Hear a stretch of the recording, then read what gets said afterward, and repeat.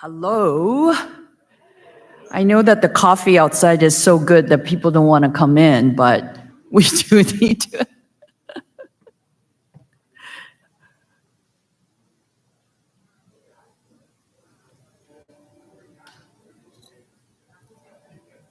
Hello? Well, I have a captivated audience over here. My name is Julia Huang, and I am the president CEO of Intertrend and Imprint Venture Lab. Welcome today to make the unexpected connections. So I am going to make a few, before we start the day, I am going to make a few housekeeping announcements in no particular order of importance. Please stay connected on our Wi-Fi, and as you navigate through today's sessions, please document your experience. Use your very hot iPhone 15, no pun intended, to capture the moments, favorite quotes, learnings, and please do share with the world by hashtagging unexpected connections, hashtag UC 2023, and by tagging unexpected connections on Instagram. Throughout the morning, you will see next to the stage our visual note taker, Dana Bowers. I just found out that she went to the same school with me, Tar Heel, University of North Carolina at Chapel Hill. Woo-hoo! So we had a little bit of a reunion. But she will be translating the verbal information into engaging visuals. Please be sure to check the completed visual note that will be displayed outside at the lobby, which should definitely spark creativity and some innovative conversation as well. Restrooms, very, very important. So ladies' room is just around the corner as you go out.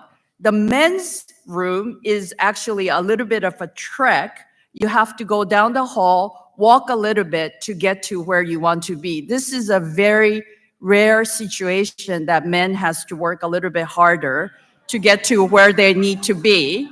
So, but, you know, you get there, so don't worry. It's right there. Guys will know where to go. So throughout the morning, most importantly, in the spirit of unexpected connections, please take a moment during lunch or even during break to meet someone new and someone outside of your usual orbit. I do think that it is going to be important, and that is really the spirit of unexpected connections. For over 17 years, we have been doing this, and now called Unexpected Connections. The name wasn't chosen to simply evoke surprise or chance meetings, although chance meetings and surprise meetings are quite lovely. Our intention was not just to create a space for serendipitous encounters, but we had the vision to bring thinkers, doers, creators like yourselves, and foster cultural dynamics, bridging industries, markets, and segments. And I always ask ourselves, especially day before and days before, I always ask, why did we do this? Why do we do this? Because it's a lot of work. And the reason that we do this is that we see a future. We see a future where we aren't just passing by, but actively contributing to a vibrant creative community. This year, our conference theme is Catalyzing the Creative Economy, and we're focusing our discussions on art, culture, and our favorite food, all things that really excites us. But our appeal today is not about endorsement and supporting of arts and culture or feeding starving artists, although those are things that you should definitely do, and it's another conference, another time. Today, it's about looking at investing in creative economy in terms of dollars and cents, and also of high societal ROI. We want you to see a city that is a powerhouse of creativity and innovation, a place where startup blooms, where innovative leaders converge, and look at you all here, and where the vibrancy of a thriving creative economy attracts both businesses and residents. And that city is Long Beach. The vision isn't only ours. It has been nurtured, supported, and co-created with invaluable partners. Our heartfelt thanks to our esteemed allies, Long Beach Economic Partnership, Long Beach Convention and Visitors Bureau, where we get to have this great conference, Sunstone Management, and of course, the City of Long Beach. We are honored to be building the foundations with these partners for a prosperous, creative future for Long Beach. Long Beach is very, very lucky to have a mayor that gives unequivocal support for the arts and culture. This is shown by his endorsement of projects, and I'm being a little bit partial here. Long Beach Walls and Art Renze. In other words, we have a mayor that gets it. He understands the critical role of art and culture in shaping a city's identity. Last week, I had the privilege of joining many from Long Beach to get a sneak peek into Mayor Richardson's vision for the city, the Grow Long Beach initiative. Alongside sectors and huge sectors like aerospace, transportation, sustainability, and healthcare, he has specifically woven tourism, art, and culture into his Grow Long Beach initiative as one of its key pillars to drive Long Beach to new heights. Having been a part of Long Beach leadership since 2014, Mayor Rex Richardson first serves as the city's youngest council member. He then made history again by becoming the youngest vice mayor. It doesn't stop here. His trailblazing journey continued as he became the first African-American mayor of Long Beach. Today, we're honored to welcome him to his first unexpected connection. Mayor Rex Richardson.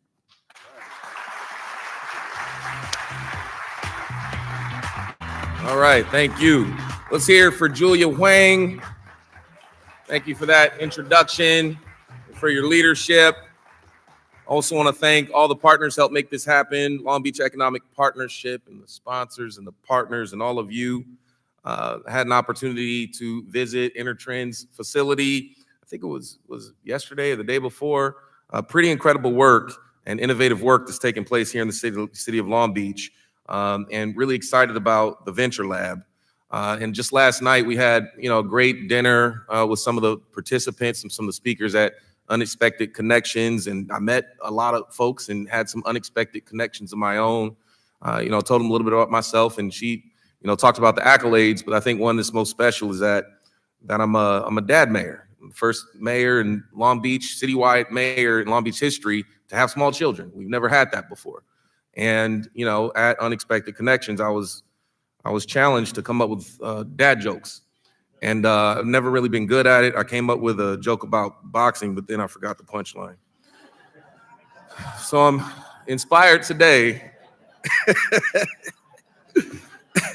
So I'm honored today to be here with all of you and so many inspiring speakers who share a passion for creativity and arts and culture. You're the ones that we're counting on to help us shape the future of our great city of Long Beach. And we're more than just a big city, a big port town on the coast.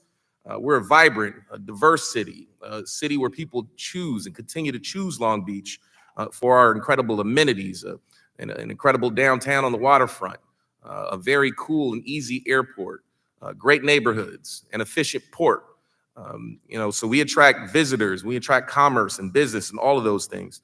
And Long Beach is at an important inflection point, and Julia mentioned some of it, where we're in a moment where it's time for us to grow our economy in new and more sustainable, exciting directions.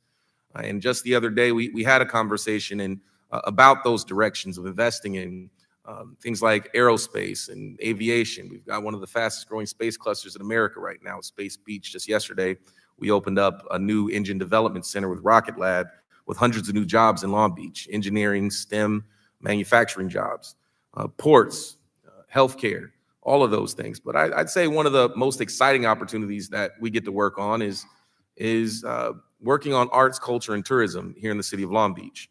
And, as I was in the green room downstairs, I saw, it reminded me of some of the music roots here in Long Beach, right here at the Long Beach Convention Center, with Rolling Stone and, groups like the Rat Pack and Elvis and all of those folks, the Doors, and all of these groups all performed here in Long Beach. In fact, anybody familiar with Bruce Lee and the 2-inch punch? That 2-inch punch was debuted right here at the Long Beach Arena. And so, absolutely. So one opportunity that we have is to get back to arts, our music roots here in Long Beach, and our entertainment roots. And you'll see investments into venues and facilities, and making sure that we capitalize on the opportunities to really galvanize and leverage our music roots to create real economic opportunity in our city. I'm proud to also highlight some of the incredible partnerships here in the city of Long Beach. I want to tell you about our Launch Beach initiative, which is a partnership with Sunstone Management. And that aims to bring 100 tech startups aligned in these key growth sectors here to Long Beach over the next 5 years. And it started off with an initial $25 million fund to support creative and tech-driven startups that can take advantage of our city's unique strength and all of the amenities that we have to really give an advantage to those businesses to be successful. And one of the organizations that's leading that effort is Venture Lab. And this is a business incubator, and they're entrusted to manage the first $5 million of this fund. And so this is a great example of how we can intersect creativity and economic development, technology, and entrepreneurship to make things work and make things happen. And so we see the creative economy not just as a source of economic growth and but also a source of social progress and quality of life, and it's fun. So creativity can help us solve some of our most pressing problems and challenges that we face, like climate change, social justice, healthcare, and education, which are big opportunities for us. And that's why we need events like this, unexpected connections, where we can learn from each other, we can exchange ideas, we can forge new collaborations, connect the dots across sectors, bring people together. So I encourage you to take advantage of this opportunity to meet people and network with some very brilliant minds. And I had a great time last night fellowshipping with them. So thank you for being here today for this conference. And finally, I just want to offer my condolences to Boil Water. They will be missed.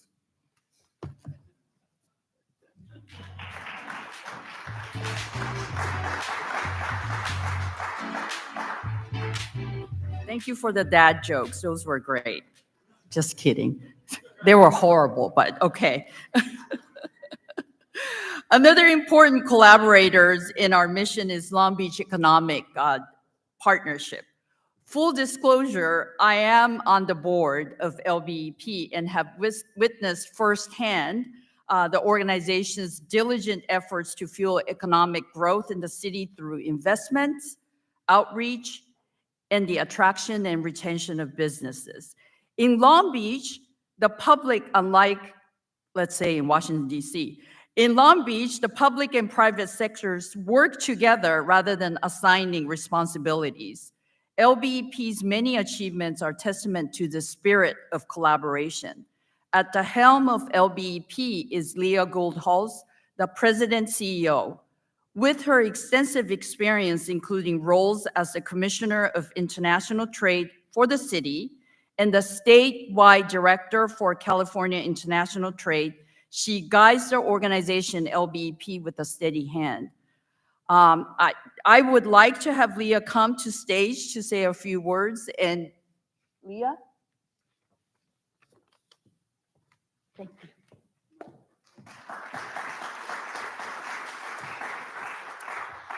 Good morning, everyone. I am Leah Goold-Haws. I'm the president and CEO, as was mentioned, of the Long Beach Economic Partnership, also known as LBEP. At LBEP, our mission is to strengthen the local economy, thereby expanding employment opportunities. In Long Beach, we also are focused on business attraction. It's one of the ways we grow our economy. And indeed, businesses are attracted to our rich urban center and our beach culture lifestyle, along with the artistic aesthetic of the city. But today, we'll be talking about far more than aesthetics. We'll be digging into the collective creative industries' contribution to and tremendous impact on the local economy, and how we can leverage that as an engine for growth.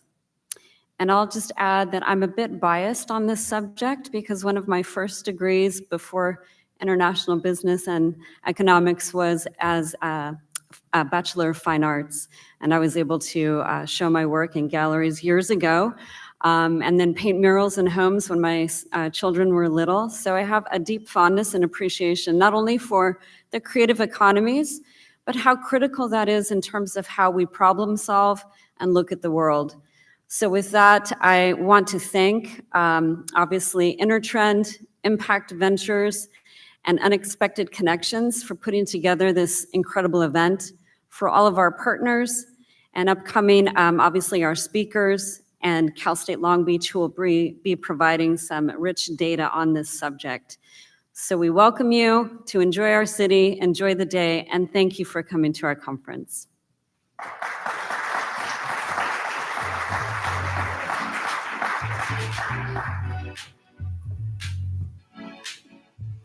So great discussions can certainly emerge spontaneously and organically, but with the presence of a skilled moderator, it can elevate the conversation to the next level.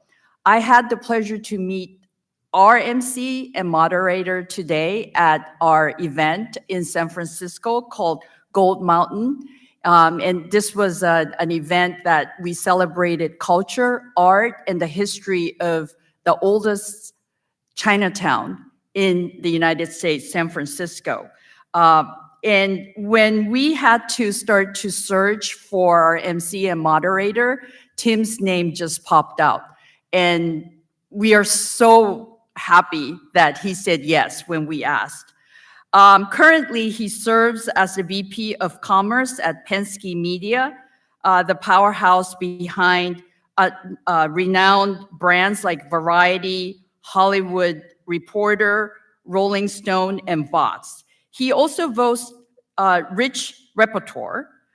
He is responsible for editorial responsibility at Rolling Hills, producing programs at E-Explanation. I was always wondering how you pronounce that. Like, it's not just E, it's E, because it's E with the explanation, and spearheading the lifestyle content for Snapchat, and many, many more.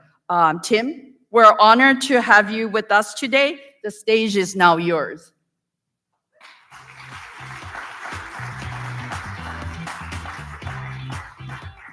Good morning, everyone. Good morning. Thank you so much, Julia. I'm thrilled to be here with all of you today and talk about an unexpected connection. As Julia mentioned, the two of us met at an AAPI dinner a few months ago, and we instantly bonded and connected over our shared passion for cultivating community and conversation. And those are two things that we're going to have here today.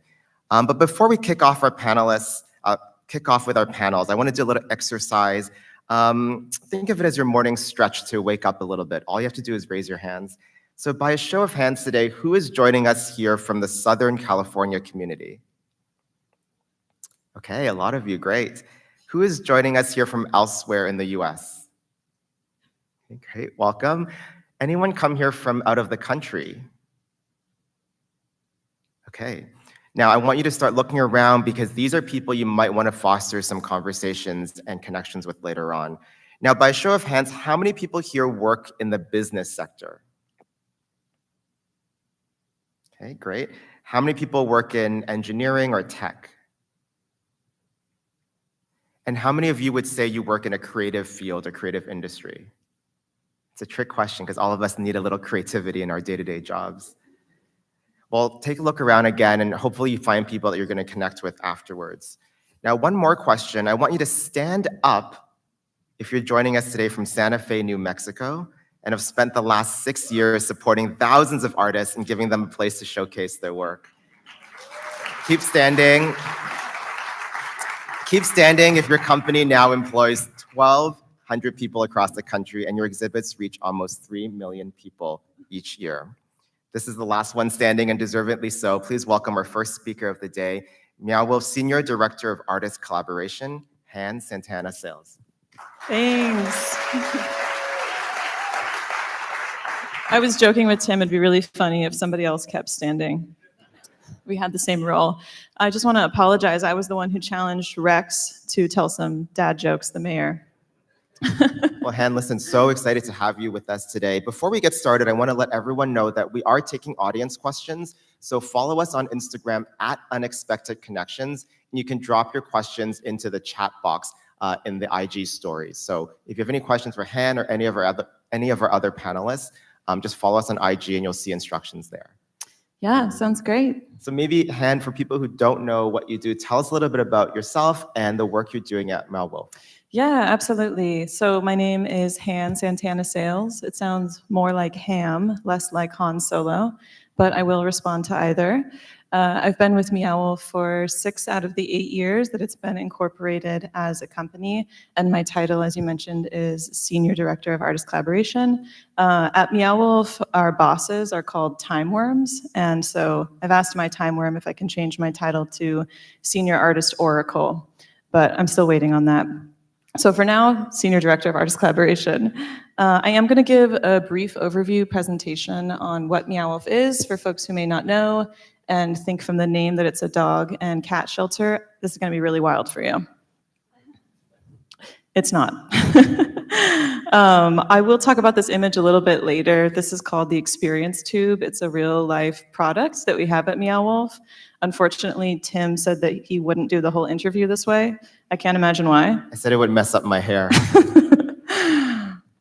We'll come back to it at the end. So, origin story for Meow. Meow was established in 2008 as a ragtag group of friends, self-proclaimed punks, misfits, artists.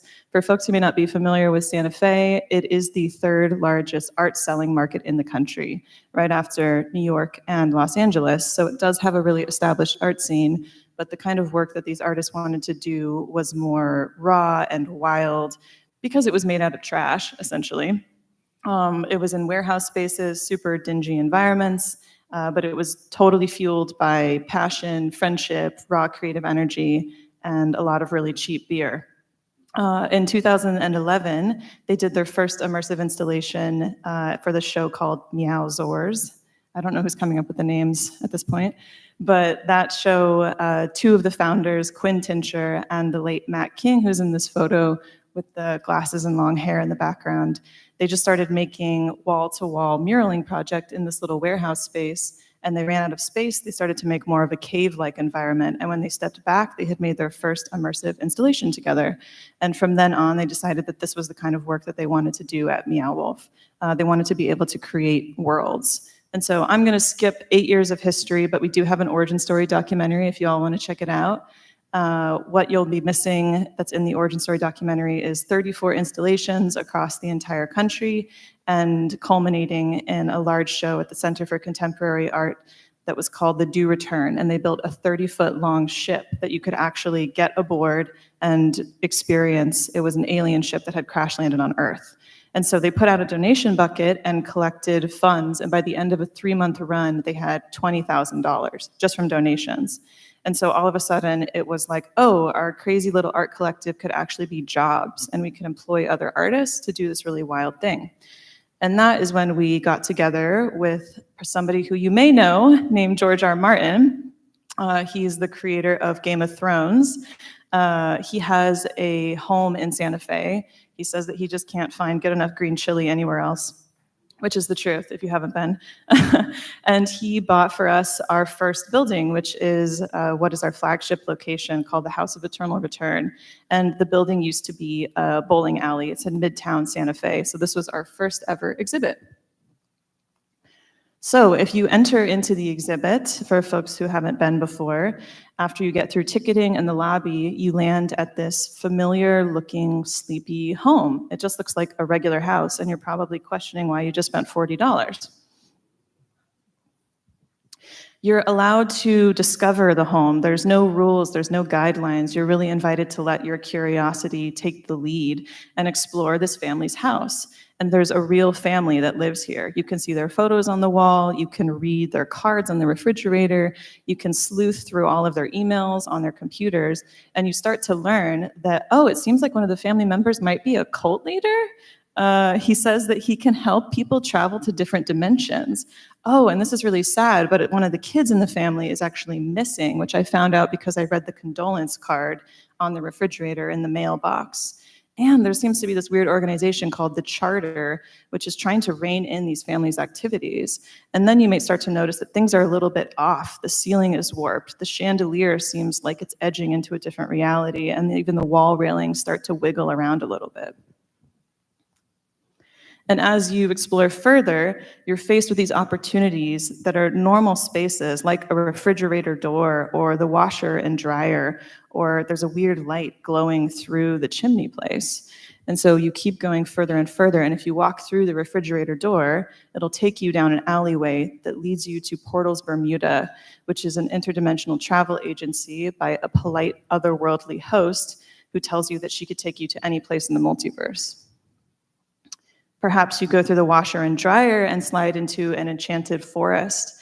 And as you walk by, these mushrooms change color and lights, and it seems like the whole space is sentient. Or if you crawl through the chimney, which is my favorite, especially when you see like older ladies just getting on the floor to crawl through the chimney. It's amazing. You'll end up in a mastodon cave where you can play the bones of this mastodon creature.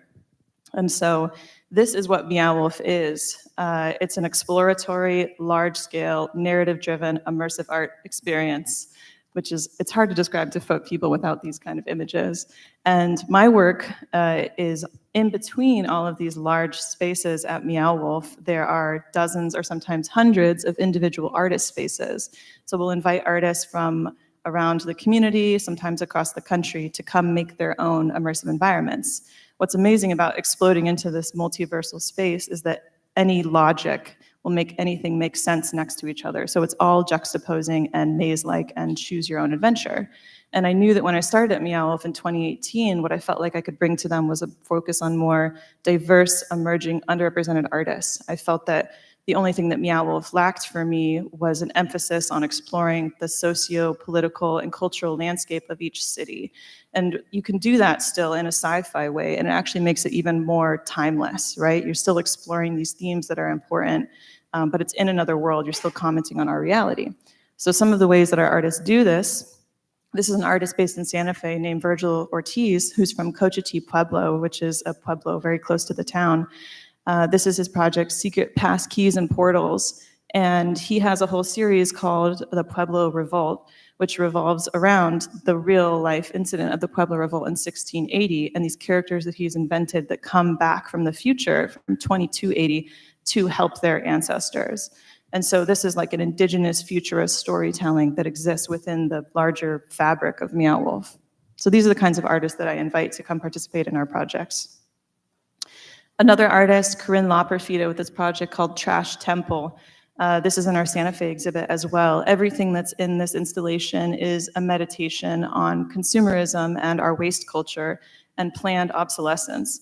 So it's all things that would have ended up in a landfill at some point. And it's also a really fun time capsule. It's showing like an alternative use for trash in a more architectural way.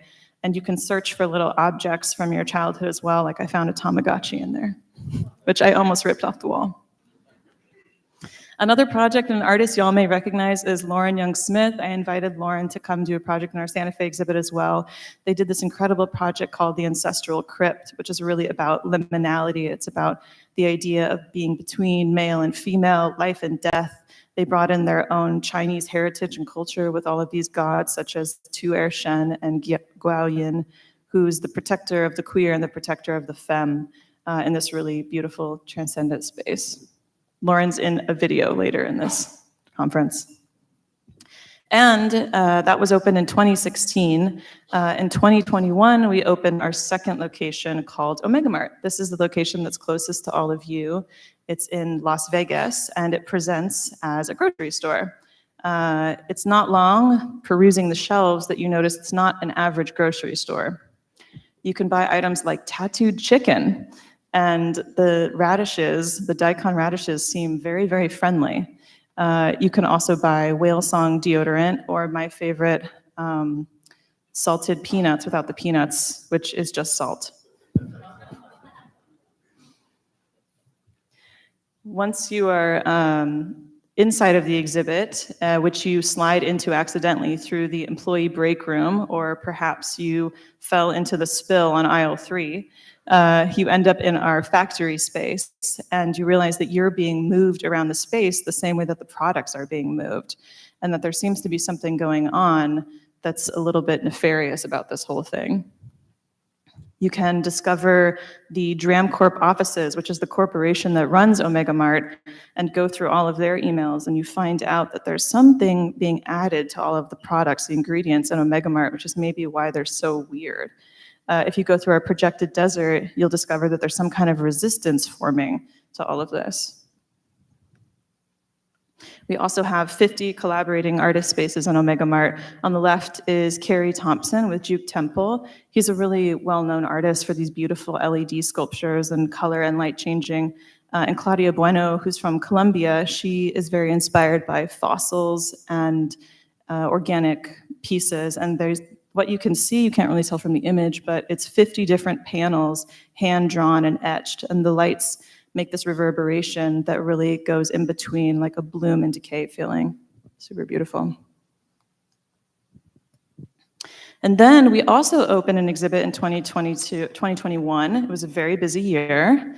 I don't remember sleeping at all, called Convergent Station. This is our Denver exhibit. It was our most ambitious project to date, which, I mean, I personally will never do again, but it's 5 stories of exhibit space, 90,000 square feet. We worked with 130 collaborating artists on this project. And the home base of Convergent Station is a transit station. And the transit station is called the Quantum Department of Transportation. And it takes you to this place called the Converged Worlds. The Converged Worlds are pieces of their own universes, their own worlds that mysteriously fell off of their worlds and converged together. So we have I.D.E.A, a world that is has an eon of ice. Numina, which is a 5th dimensional swamp. Don't ask me what 5th dimensional means in this context. The ossuary, which is a librarian species in a catacombs area, and then a bustling alien city street called C Street. And memory is a core theme of this whole exhibit. So you're trying to figure out what these memory storms are and how these worlds are trying to get back to their home planet, but accidentally forming a culture and maybe want to stay together.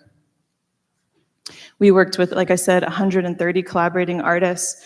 This is by Stefan Lucero and Molina Speaks. It's called Indigenous Futurist Dreamscapes Lounge. Stefan Lucero is a really well-known Chicano artist and self-described meta-realist. This was his largest work to date, and he actually passed away just a year after opening the exhibit, so we're so honored to have his work here. Bet Art Collective is a Mongolian family. They wanted to make an installation based out of some masks, which are their traditional deities, which is the space called Mongovu Temple on the left. And on the right, Christopher Nelson with Crystal Futures. He makes all these beautiful rendered crystal blind pieces that you can see that they just look so realistic. This was a nice transitional space between a few different worlds. And then I'm not going to tell you anything about the Grapevine exhibit. We just opened an exhibit this year over the summer. This space is called the Neon Kingdom, but I encourage everybody to go check it out. Grapevine is only 20 minutes from the Dallas airport, so next time you're on a trip, you can go see it. So this comes back to what is the purpose of Meow Wolf? Meow Wolf is about opening portals of possibility. We are aiming, our vision is to redefine the paradigm of art and storytelling and use creativity to make a positive difference in the world, which is no small task. Community is really important to us. We are a certified B Corporation with other companies like REI and Ben & Jerry's. This is a still for-profit corporation, but it's for public good. And it's a designation that you can get, and it means that we have a high focus on community engagement, artist engagement, supporting our workers, and environmental sustainability, which we take very seriously. We also just started Meow Foundation this year with our first $1 million fund for the Meow Foundation that we'll be granting at the end of this year, which we're super excited about. And I want to end with a description on this, which I hope you all enjoy. One of the secret sauce components to Meow Wolf is this idea that we call the accessible unknown. And it's the concept that if you combine just the right mixture of a known quantity and an unknown quantity, you can help people have transformative experiences. Too much known is boring. If we just did an installation of the house, I would agree with you that you misspent $40. And too much like just jumping into the alien and the otherworldly will make people think that, oh, this isn't me, I can kind of disassociate from it. But when you're able to combine those things meaningfully, you're able to lead people to having this like aha moment or these transformative experiences. That is our hope. So the way that you see this in all of our exhibits is through archetypes. So the house itself is the starting point, which leads to other worlds. The grocery store itself is the starting point before you go through the break room, and then the transit station as well. This was an advertisement that we did, that we put up big billboards all around Albuquerque for the Center for Pursuit of Existential Certainty, where knowing is best. And the idea was that there was this kind of average looking lawyer man. There's still a website called lawyerman.lawyer if you want to check it out. And why choose Sherman Stokes? Because I'm out of this world. We did some, cheesy puns and everything, but then there's these odd things like identity expansion will knock out the competition. And if you go to the website, you can read all these reviews about all these people that he helped with existential certainty. And that's a real number. So we didn't put Meow Wolf's name on it anywhere, but we did do this intervention in public space, with these big billboards, and Sherman Stokes was in ads in the newspaper. And combining those things really stuck with people. There's something about it that really grounds you in a different reality. And our idea with Meow Wolf and the hope of Meow Wolf is not just to sell tickets, but to help people alter their perception of reality so that they can see infinite possibilities in the mundane. And that is the end of my overview. I mean, yeah, definitely a hand for that, please. I have so many questions, but I think what we all want to know is how the heck do you come up with these ideas? Yeah. We have a whole team now that we call the Blue Sky team. That's actually my boss, who jokes that he's the vice president. He jokes that his title is the VP of BS. But seriously, the Blue Sky team is a core team of creative directors, artists from all different parts of the company. And they do traditional kind of big brainstorming sessions where they generate big ideas over the course of days and weeks. And then they go through a process of vetting it with the rest of the company. But it's a really fun process with lots of offsites and ice cream and fun times or, drinking together to just come up with the wildest idea and saying yes over and over again. Not thinking about any of the logistics, but really just saying, wouldn't it be amazing if we could blank, right? We have these core tenets, but we're always trying to release ourselves from that and expand in those big ideas. Now, a lot of people know LA, New York, maybe Miami as art hubs, but you all are based in Santa Fe, New Mexico. So tell me a little bit about why that decision was made. Yeah, so three of the 6 founders are born and raised in Santa Fe, New Mexico. And if you haven't been to Santa Fe, there's something weird in the water there. It just has a lot of creatives, a lot of amazing, super weirdos. And so 3 of them came to Santa Fe because they were drawn to that specific scene, and then 3 of them were born and raised there. And they wanted to do something that was counterculture. So even though that there's a large established art scene, there wasn't a contemporary art scene that really embraced what the Meow Wolf folks were doing. And so they decided that they wanted to build something for themselves in their hometown.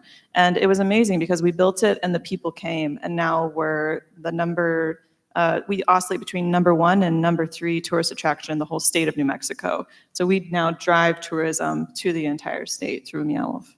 And then you've since expanded to Las Vegas and Denver. So what was it about those 2 locations that attracted you to open an exhibit there? Yeah, Denver is not very far from Santa Fe. It's about 5 hours. And so there was a big connection to the artist communities, just from cross-pollination, people coming from different locations together.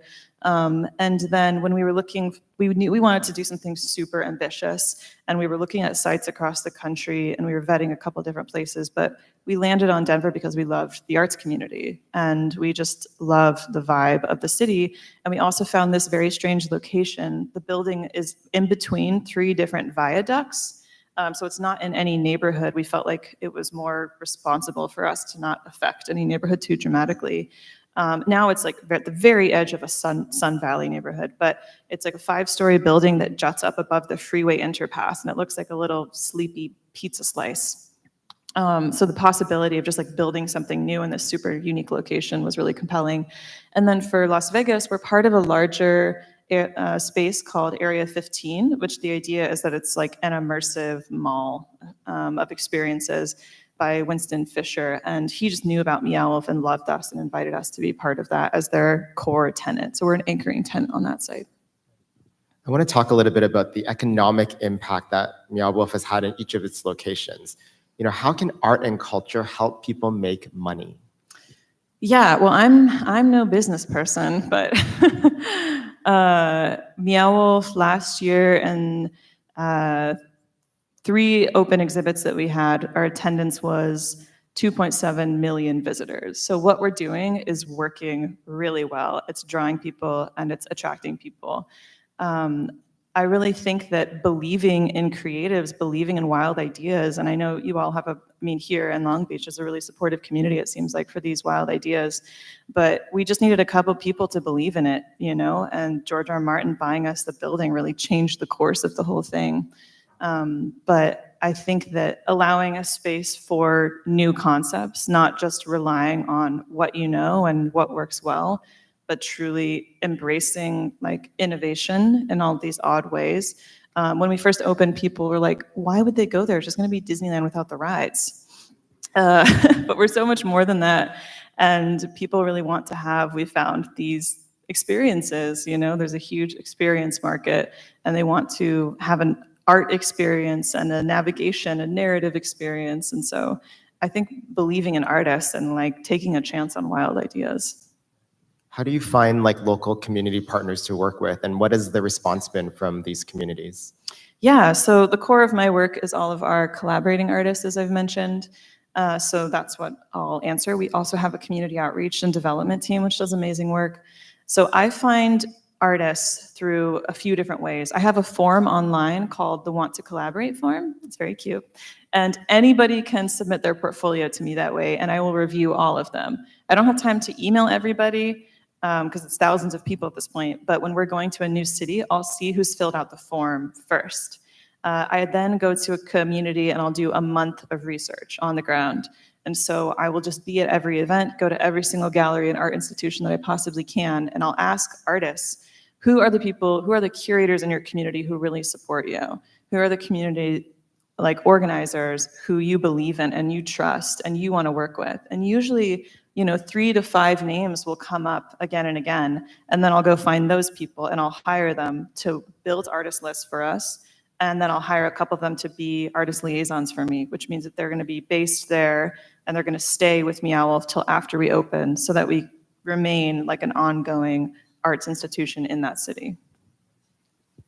There are a lot of things I love about what you do, but one of the things you and I have talked about is this idea of adaptive reuse, which is finding new ways to use old buildings, old materials. So talk to us about adaptive reuse. Yeah, adaptive reuse is so important, and I think it's like all of our responsibility to think of ways that we can use infrastructures that already exist, materials that already exist. One of my focuses for the coming year is going to be on helping educate our artists on using more recycled materials, like I mentioned with Corinne's project. The early days were made out of trash, but that wasn't really by design, that was necessity. But it happened to be really environmentally friendly, and so we're coming back to that ethos. With these buildings, there's just so many outdoor malls, like there's so many different movie theaters that are going out, or our space in our Grapevine exhibit used to be a Bed, Bath, and Beyond. And I always joke that we should have just renamed it Beyond, Beyond, and Beyond. But now it's a little weird that we're a mall tenant. I wouldn't consider us like a mall, company, but I think it's awesome that we're reaching all these people that are just going to the mall to buy some Nike shoes, and then they like stumbled upon this wild experience. So I think it really is in all of our best interest and a, civic responsibility to look at what we have as we run out of space on the planet. Yeah, absolutely. The other thing I love is that you really champion underrepresented artists. So how do you find these artists to work with? And why is that important to you? Yeah, I mentioned a couple of the strategies, like our form, our curation. A lot of it is being in the city, being in the scene, finding the right artist liaison for our projects. That's important to me. I am Mexican, Spanish, Polish, and Irish, and the Mexican side of my family is the side that I grew up with the most. And so I always saw them and their experience of prejudice and discrimination in a lot of ways, and I've just always been an activist in that way and wanted better for all of them. And I also fully believe that it's not just like we're doing something good for artists. Those artists bring so much brilliant creative content to Meow Wolf. I feel that it's like a mutually beneficial relationship, and it makes our exhibits just explosive with creativity and culture and meaning, right? It's like what makes Meow Wolf a institution with relevance in my mind, rather than built in inside of a vacuum. And so for me, it's a lot of on the ground research, finding specific people, honestly, a lot of like stalking people's websites and Instagrams and socials.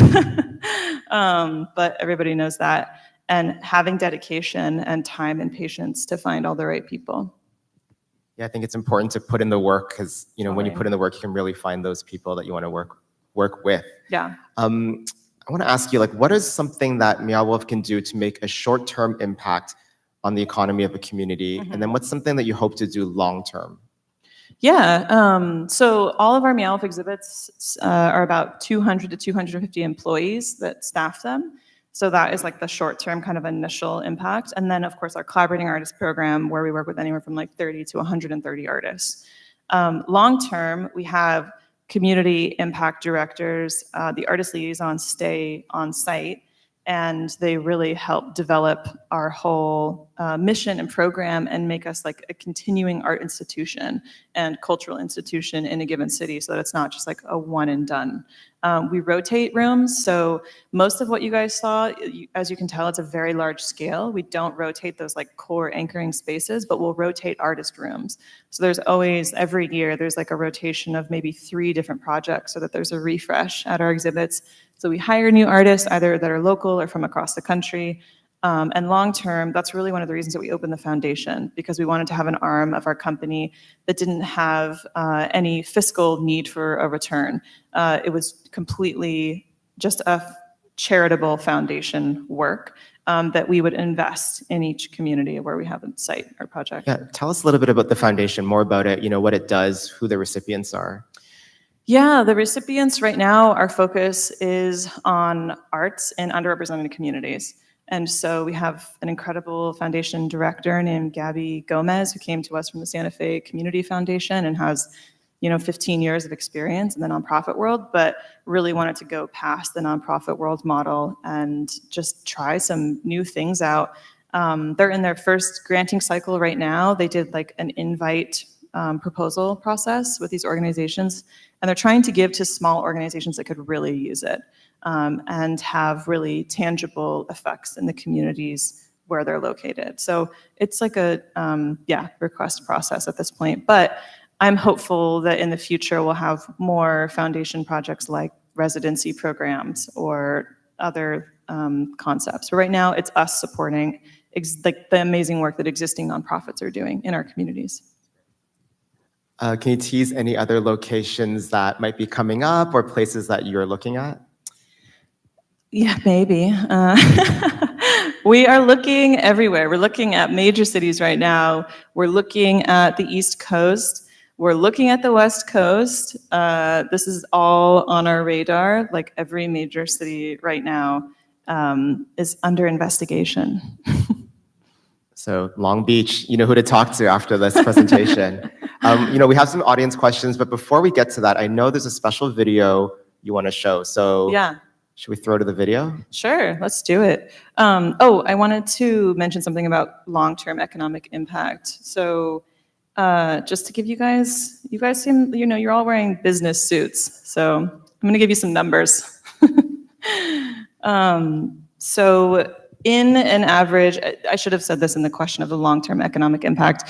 So Meow's indirect and direct contribution for a city over any top 25 population city, we did this study, over the course of 10 years would be $2.5 billion because of the amount of tourism that we drive to a given city and what our people are doing. And then, wait, what else did you need? I was going to throw to the video. Oh, the video. Okay, great. Let's watch the video. So everybody should have had stickers at the front, and then I brought a couple experience tubes, like I mentioned. So I just wanted to play the video so you can learn for just a minute what the experience tube's about. Are your coworkers checked out? Having a hard time putting your heart and soul into meetings at the office? Let the experience tube help! It's soft, it's easy, it's fabric! Simply attach each end to a face and the tube immediately fills with experience. Guaranteed!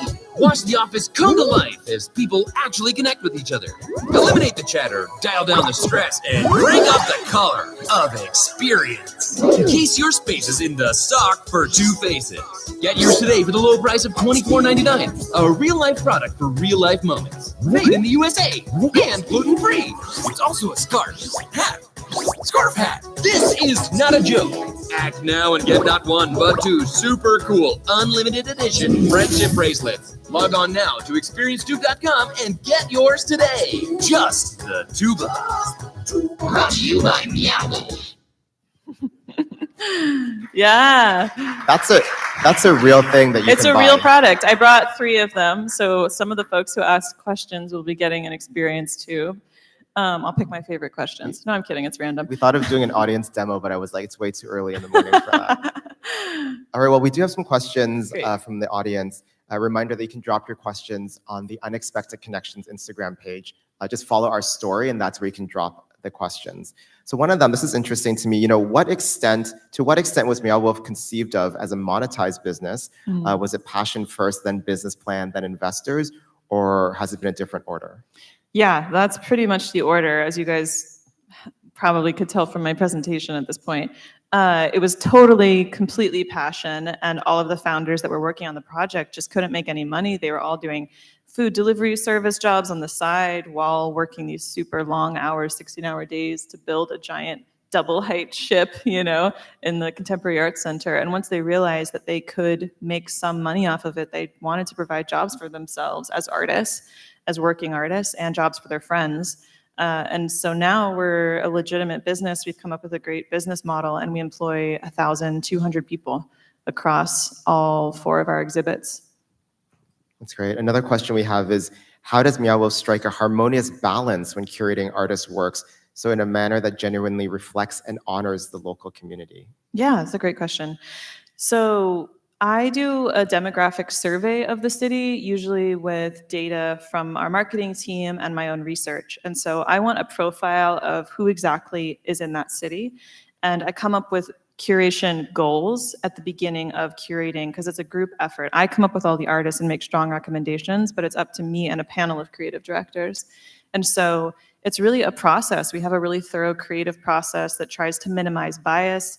We review applications first individually, and then we get the results culminated and presented to a group so that there's not too much influence on people who are powerful or more powerful than each other in creative direction. And then I review the list several times over to really check, like, does this align with our aesthetic goals? Is it weird? Is it surreal? Is it kaleidoscopic? Is it mind-bending? And does it align with our demographic goals? And are we truly reflecting the city? Are there ways in which our aesthetic goals are actually limiting our other goals, right? Are we saying, it needs to be too abstract, when really more of this work is representational? And because people who are underrepresented want to see themselves represented, and that is their work. And so I'm constantly challenging that and trying to come up with ways to have a good mix of people that are represented inside of the exhibit. But it's a back and forth process, for sure. It also makes me think, about the power of promotion and self-promotion. You talk about how you discover these artists in these cities. If you have amazing artists and creatives in your city, but you're not talking about it, it makes it much harder for people like Han to find you and to come to your city to find these artists. So, I always think, if you love something, post about it, tell people about it, and eventually people will discover it. Yeah, absolutely. And I know it's hard for artists. to self-promote all the time, but it really does help to have some kind of consistent portfolio up online. But that's why I do the on-the-ground research too. I'll hire people who I find a really good mural, and that's the first mural project that they've done. I've hired like 3 people like that. I'll just find their tag from Instagram by walking around the city and invite them to come do a Meow project. Or there's people that have no social media presence, but other curators know about them. You know, if you're in a city, somebody will hopefully know about you. And that's what I'm trying to like do detective work, Sherlock Holmes, to find out. I think we have time for maybe 1 or 2 more questions. You know, one is, how has the local business community and city leadership teams reacted to Meow Wolf? Was there any skepticism at first? Yes, definitely at first. I mean, again, how do you describe this concept that's going to go in a defunct bowling alley? We even kept the bowling alley sign. So if you go to our Santa Fe exhibit, it's a bowling pin. And we kept the bowling alley carpet, which is like a glow-in-the-dark 80s bowling alley carpet. But, you know, it doesn't take long until the city officials and business people, they wanted to support it, and it really was just a matter of testing it. And once we sold out for like almost the first year straight and just excelled across all of our attendance standards, people really got behind it and realized it was going to be like a huge economic driver. Once you bring millions of dollars in tourism money. Yeah. So weirdly, that seems to do it. Yeah. Well, I think the last question is actually a really good way for us to end, which is, you know, in the midst of rapid expansion everywhere, what are some key learnings that you've gleaned and incorporated into planning future locations? Yeah. Key learnings. I've just learned to be very transparent about what Meow is. It's not right for every artist, but it is incredible for some artists. It's an opportunity to build larger for most artists who haven't had the chance to make an art installation like this with really great funding. But we're also incredibly collaborative, and we have to be, because the way that we're themed by the city is as a themed entertainment experience. So our artists have to learn how to build with fire-safe materials so that if our maze-like building catches on fire, it won't all go up immediately. And that's a big challenge for people. And so I've learned to be really forthright about the kind of collaboration, the kind of opportunity that it is. And I've also learned that like my instincts were right. With Meow, I've always been curious about this concept of how do you have ethical expansion? How do you go into community and do good and not harm? And it takes a lot of hard work to engage in that, but it's so meaningful when you're able to do it. And so for all of us, like them trusting their creative ideas, me trusting my community ideas has been a really beautiful blend of things. I think that's beautiful. I mean, let's hear it one more time for Han, Santana-Sayles.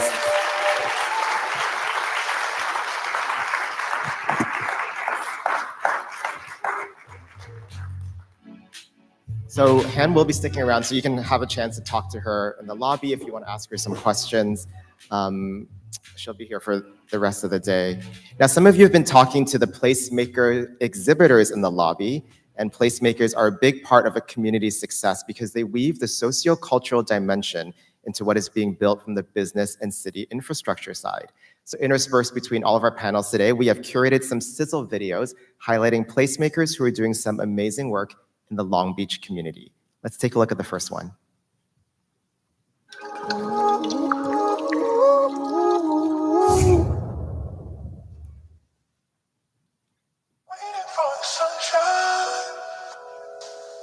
Waiting for sunshine.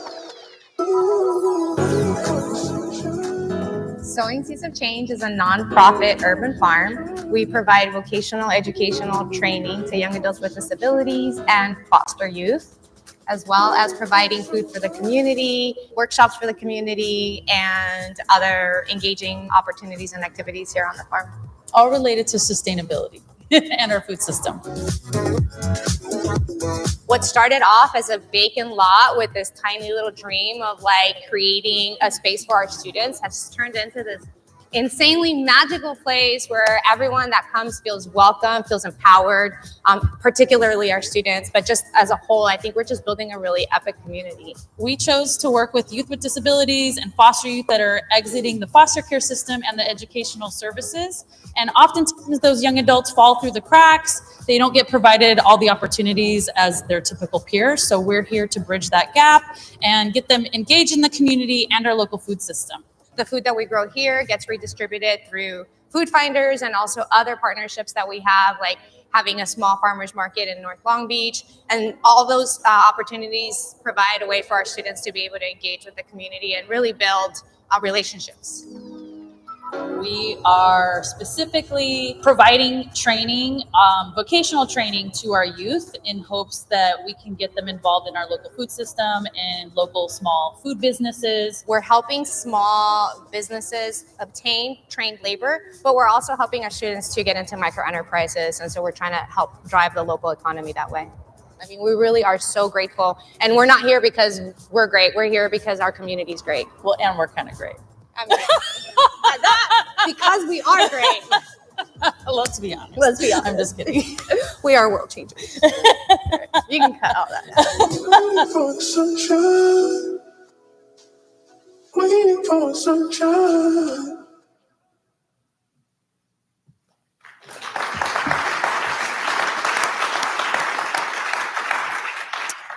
So we'll be seeing more of these placemaker videos throughout the day, and also a reminder that you can meet with them and chat with them in the lobby. Now, you know, the journalist and activist Jane Jacobs once said that cities have the capability of providing something for everybody, only because and only when they are created by everybody. And so our next panel is going to take a look at just how to create a city that can attract new businesses, new residents, and new excitement, all while balancing the complex socioeconomic and environmental issues we face today. And no one is better qualified to lead this discussion than Alan Pullman, who is the founding partner of Studio 111, an urban design and architecture firm based right here in Long Beach. Alan has spent more than 3 decades as an architect while working across various councils and committees in this community. So please welcome to the stage, Alan Pullman.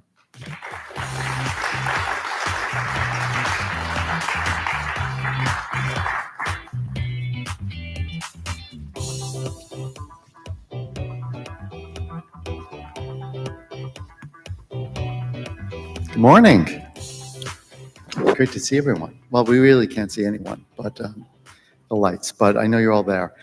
Thanks, Tim, for that great introduction. And as Tim said, we're going to have a design panel and talk about design and explore the relationship between design and the creative economy.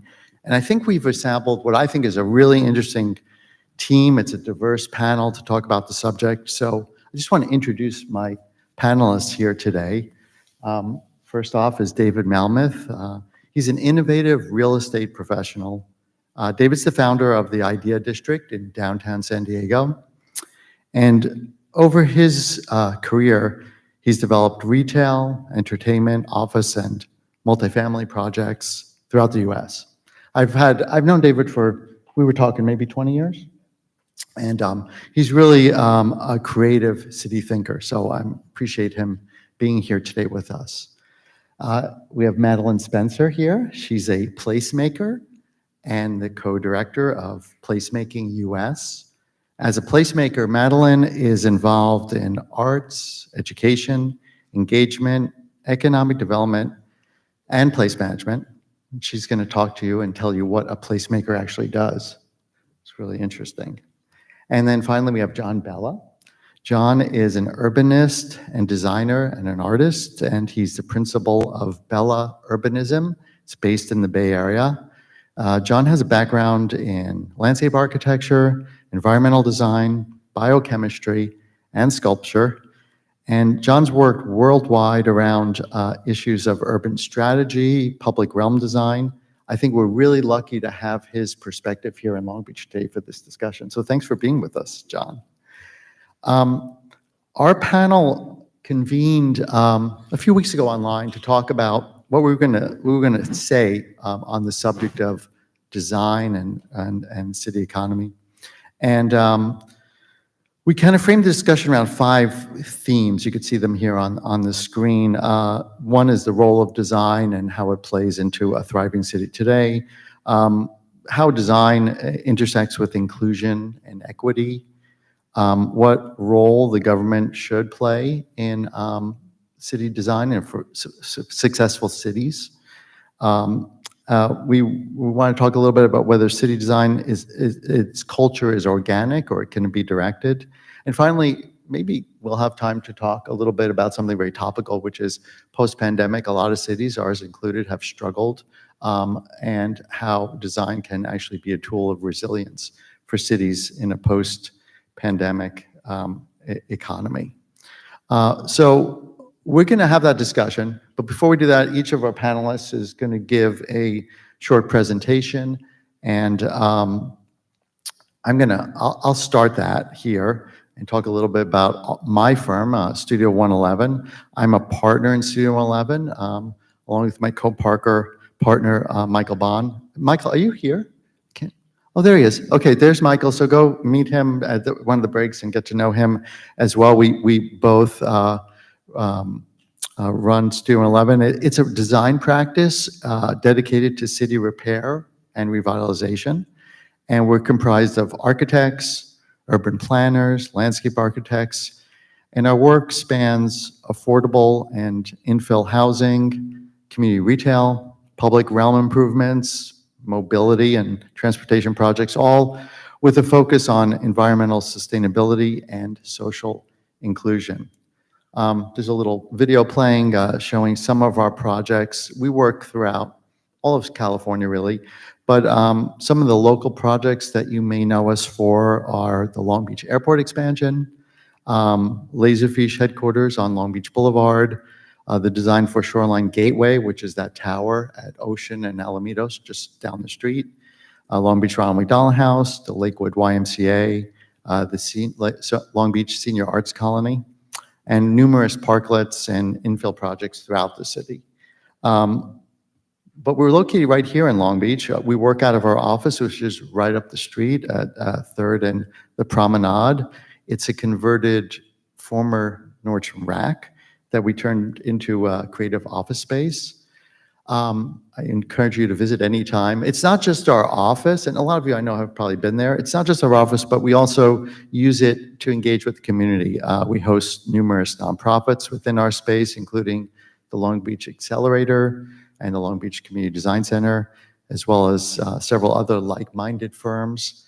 And we have an artist in residence in our space, Mario Ibarra Jr., and I have to give him a plug. Mario's studio Slanguage is part of the Long Beach Museum of Art's newest exhibit, which is called Ordinary People. It opens tomorrow, so I'm going to encourage everyone to go. It looks super interesting. In our space, we also host community meetings, forums. We've recently hosted a Long Beach outpost of the this year's LA Design Festival. It's the first time it's ever happened in Long Beach, and I'm hoping it's an annual event. Right now we have an exhibit from the US Poster Festival, and we have posters up in our office, and there's some posters actually you could see on the promenade just down the street between 3rd and Broadway, so I encourage you while you're here to check that out as well. And we do all this at Studio 11 to help build a connected local creative economy, one that improves our business, but also improves the city around us. So that's a little bit about us, and I'm going to turn it over to David to talk a little bit about his work. Thank you, Alan. And thanks for inviting me to participate in this panel. Good morning. So I've had the great fortune in my career to be involved in a number of transformational projects that have catalyzed positive change. And not coincidentally, all of them have had a major component of art, culture, artists, all of them creatively driven. And I'm going to start my mini tour here with the New Amsterdam Theater on 42nd Street. This is a project from my days at Walt Disney Company. We had the opportunity to bring back this extraordinary Art Nouveau theater on 42nd Street. And for me, it really opened a new window into possibility, how a project could do so much more than just improve the building itself, but really impact the broader community. This theater, which in its heyday was the Flo Ziegfeld's house, had really gone to seed. It hadn't had live performance in 30 years. And it was a mess.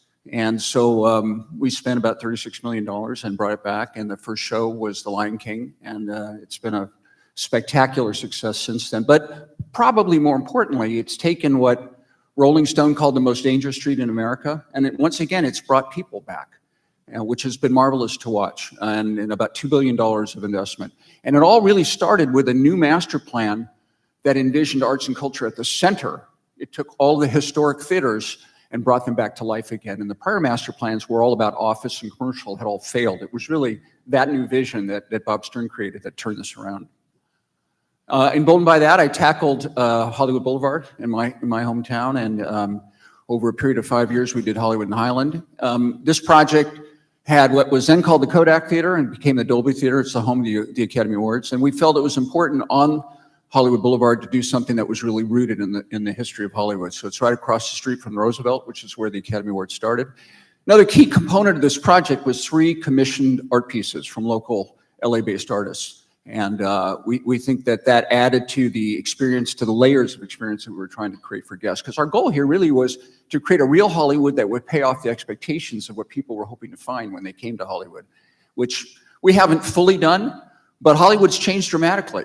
And I'm now back again for my second act, which I'll talk about in just one second. Over the last 12 or 13 years, I've been involved in a project called I.D.E.A District, Innovation, Design, Education, and Arts in the Upper East Village. This was somewhat of an audacious effort, since when we started, we had no money and we had no tenants. We also didn't have any land, which, by the way, is not necessarily a bad recipe for trying to undertake a transformational project, because unburdened by the typical things that developers have, you adopt a different role. We became really more community organizers than developers, which had a lot of positive aspects to it. This 90-acre, 35-city block area, 25 of the blocks were blighted, had nothing on them or very little on them, and there's been an enormous amount of positive development, but not totally successful, which I'll talk about hopefully in the Q&A. This project is a mixed-use project, 296 units and commercial space and a couple of restaurants, and a really neat outdoor space. One of the things that we felt was a big plus was bringing art and artists to the project. So in the center of this project called The Hub, we invited a group called Vanguard Culture, and they were essentially our programmers in residence. We gave them a free space, and they created a series of events, one of them Sensorium, which was wildly successful. They took 15 units and invited artists and just did all kinds of crazy stuff, and it was really fun, and started to create a different sensibility about that project, and it felt much more connected to community and more permeable than a typical multifamily project. We also got UC San Diego to come down. So I don't know how many have seen this new Park and Market installation for UC San Diego, but it's all about arts and programming and meetings, and has become a great meeting space for the larger community and for the arts and culture community in San Diego. It's just a block away from I.D.E.A 1, right at the corner of I.D.E.A District. And my most recent passion is this project called Community Culture Campus at the corner of Sunset and Highland, across the street from Hollywood High and that iconic Chick-fil-A there. This is in entitlements right now. We are 2 years away from starting construction, but our belief is this is a new model for how to combine production and music and performance and office, and will transform what right now is a blighted corner and hopefully create something really beautiful and become one of our visionary founders calls a Disneyland for artists. So we're really excited to see this one get built. Great, thank you, David. Madeleine. Thank you for inviting me, Alan.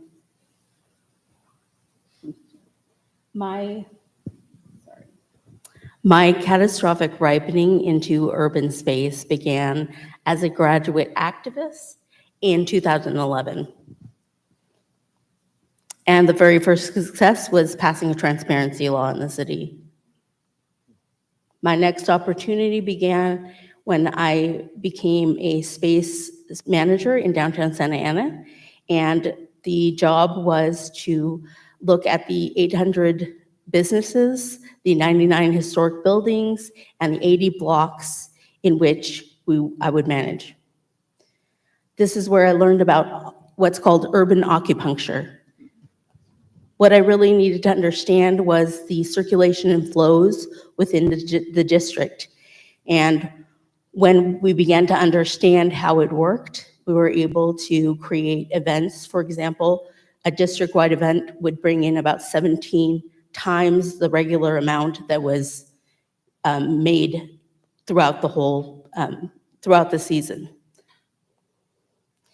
One of the folks that really inspired me was Olafur Eliasson, because he asked some questions that I found to be very important, which were, how do we give authorship to people in public space?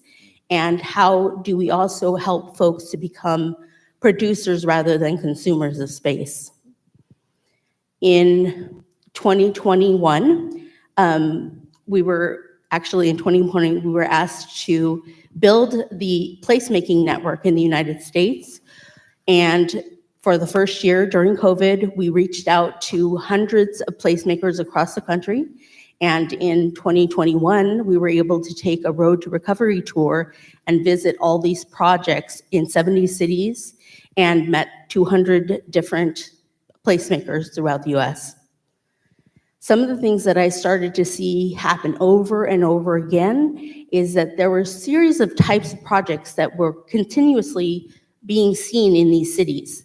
Some of the different projects included tiny house villages, urban gardens, memorial spaces, third spaces, kid-friendly spaces, vacant lots, public market development, streetscape development,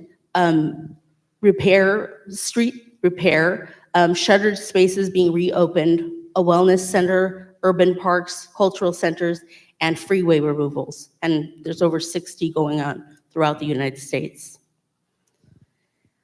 Another thing that I saw was the interventions that folks were doing that are similar to some of the things that you've been seeing. One of them is what I call the art intervention, which is a creative placemaking intervention. We have urban garden interventions, and it's a health wellness service hub. We also have the Living Cities intervention, and we have international Making Cities Livable intervention. This is a cornfield that was 80 acres of cornfield in the middle of, this is actually Indiana Carmel, and it is now a place with all the parking is underground, and it has spaces for folks to go through the whole city on bike or walking. This is the tactical urbanism intervention. This is our public market intervention, and this is here in Long Beach. And then how public markets also incubate businesses. You should be seeing some of these businesses here. This is also the rewilding work and workforce intervention, and a wellness and food hub intervention. From all of this, and also we have maker spaces. I've been creating a periodic table of urban restoration to be able to compile all of what I've seen. Very cool. You need to make like a poster of that. We could like hand it out to the audience at some point. Can you just explain, you used the word tactical urbanism. Can you just explain to everyone what that is? How you define it? Tactical urbanism, well, in the image that I was sharing, one of the great places in Portland, the Village Build Convergence, it really brings together a community actually, but it's using the streetscape and an intervention of the streetscape where it's typically unsafe. These public plazas are made in the street with paint. And one of the places that I've seen one of the greatest series of interventions has been New York City. All of Broadway has now become walkable ever since COVID. And they used paint to do it. There's a book called Street Fight by the one who is the head of planning there. And it is an amazing intervention for safety and also changing the whole district to become more walkable, bikeable, et cetera. Great, thanks. Okay, John Bela. Thank you, Madeleine. That's super inspiring and definitely resonate with the idea of authorship and trying to engage the public in having a sense of authorship, ownership, producers versus consumers of public space. Those are ideas which have really informed my work and my thinking. Thank you, Alan, for the invitation to be here. This is super cool. I've never been in Long Beach before.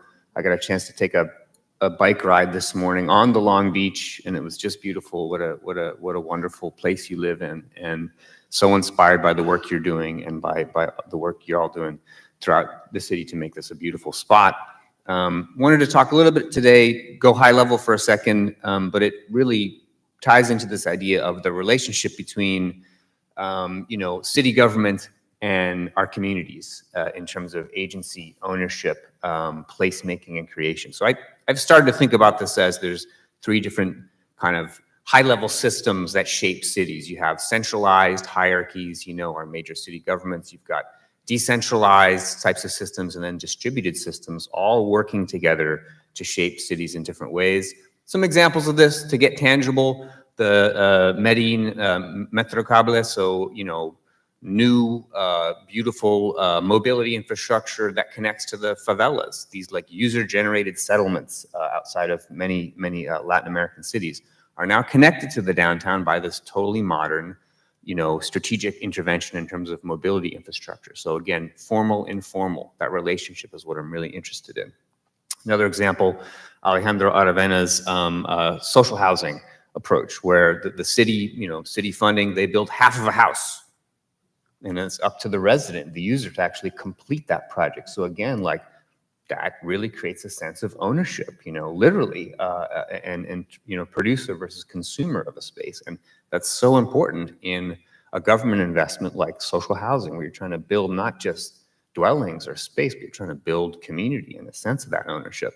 So those are a couple examples. I'm interested in that relationship between the strategic, the tactical, the kind of technocratic versus the user-generated, because I hope our cities, I want our cities to look less like this, less like a monoculture, and really more like a coral reef, really diverse and inviting and nuanced and unexpected in a bunch of different ways. Tangible example of this in my work, many years ago, some friends and I, inspired by the artist Gordon Matta Clark, were seeking these niche spaces in San Francisco. We didn't find vacant space at the time, but we encountered the parking space and looked at it and said, wow, this is subsidized real estate in a super competitive real estate market like San Francisco. But here, for a couple coins in a parking meter, you could actually lease this space and do something different than store a car. So we came up with a number of different ideas. The one that really stuck was this concept called parking. So we literally put some coins in a parking meter, rolled out, so bench, tree, side, and then we withdrew to see what would happen. And indeed, people stepped off the sidewalk and started socializing, and we knew that the project was a success. A friend put this photo on the internet, it spread around the world, and it soon became, much to our surprise, a global public participatory event called Parking Day, which now is celebrated on the third Friday of September. It's now a global public participatory event, very much tied into placemaking, user-generated, tactical efforts globally, and continues to be a kind of tool for communities around the world who maybe are at the beginning of their advocacy around safer streets, more equitable streets, more greener streets. So in San Francisco, the city government, said, hey, we like this parking day idea. What if we made it more permanent? And so City of San Francisco really led the effort and actually engaged my firm Rebar, my art collective Rebar, to design one of the first parklets in San Francisco. And the idea was to rethink 25% of the city's land area that's dedicated to automobile movement and storage in San Francisco. I think that number is different in different cities. It might be larger here in Long Beach or in Los Angeles. But we came up with this idea of a modular system. And this is our very first parklet. This was on 22nd and Bartlett in San Francisco, based upon the success of these early pilots of converting curb lane uses into social spaces. The city of San Francisco created the public parklet program. And this is a new permit instrument. So Rebar, my art studio, did the guerrilla art intervention and did this first parklet. City government did the very difficult work of navigating the political process to create a new permit instrument to allow anybody who has a parking space in front of their home, business, art gallery to convert it into a new social space. And so over 10 years in San Francisco, about 70 public parklets were created. And that's part of a broader movement, I would say, of tactical urbanism, you know, which has been involved in transforming places like Times Square in New York, and you mentioned Broadway, you know. So this idea of testing ideas, low cost, testing ideas to inform long-term strategic change has really become a powerful part of the toolkit of placemakers and placekeepers globally, I would say. And then comes the pandemic. You know, all of us are trying to figure out new ways to continue our lives, and a lot of that life ends up happening out in public space and in the streets in a radical new way. First 10 years of the parklet program in San Francisco, community creates 70 public parklets. Almost overnight during the pandemic, the city of San Francisco lowered the barrier for using curb lane use. The city got out of the way. And in response, thousands of small businesses and cultural institutions and restaurants spilled into the street and created what are called shared spaces now. There are these, a lot of them are commercial outdoor dining structures, you know, that literally saved probably thousands of service worker jobs and contributed a huge amount to the economy.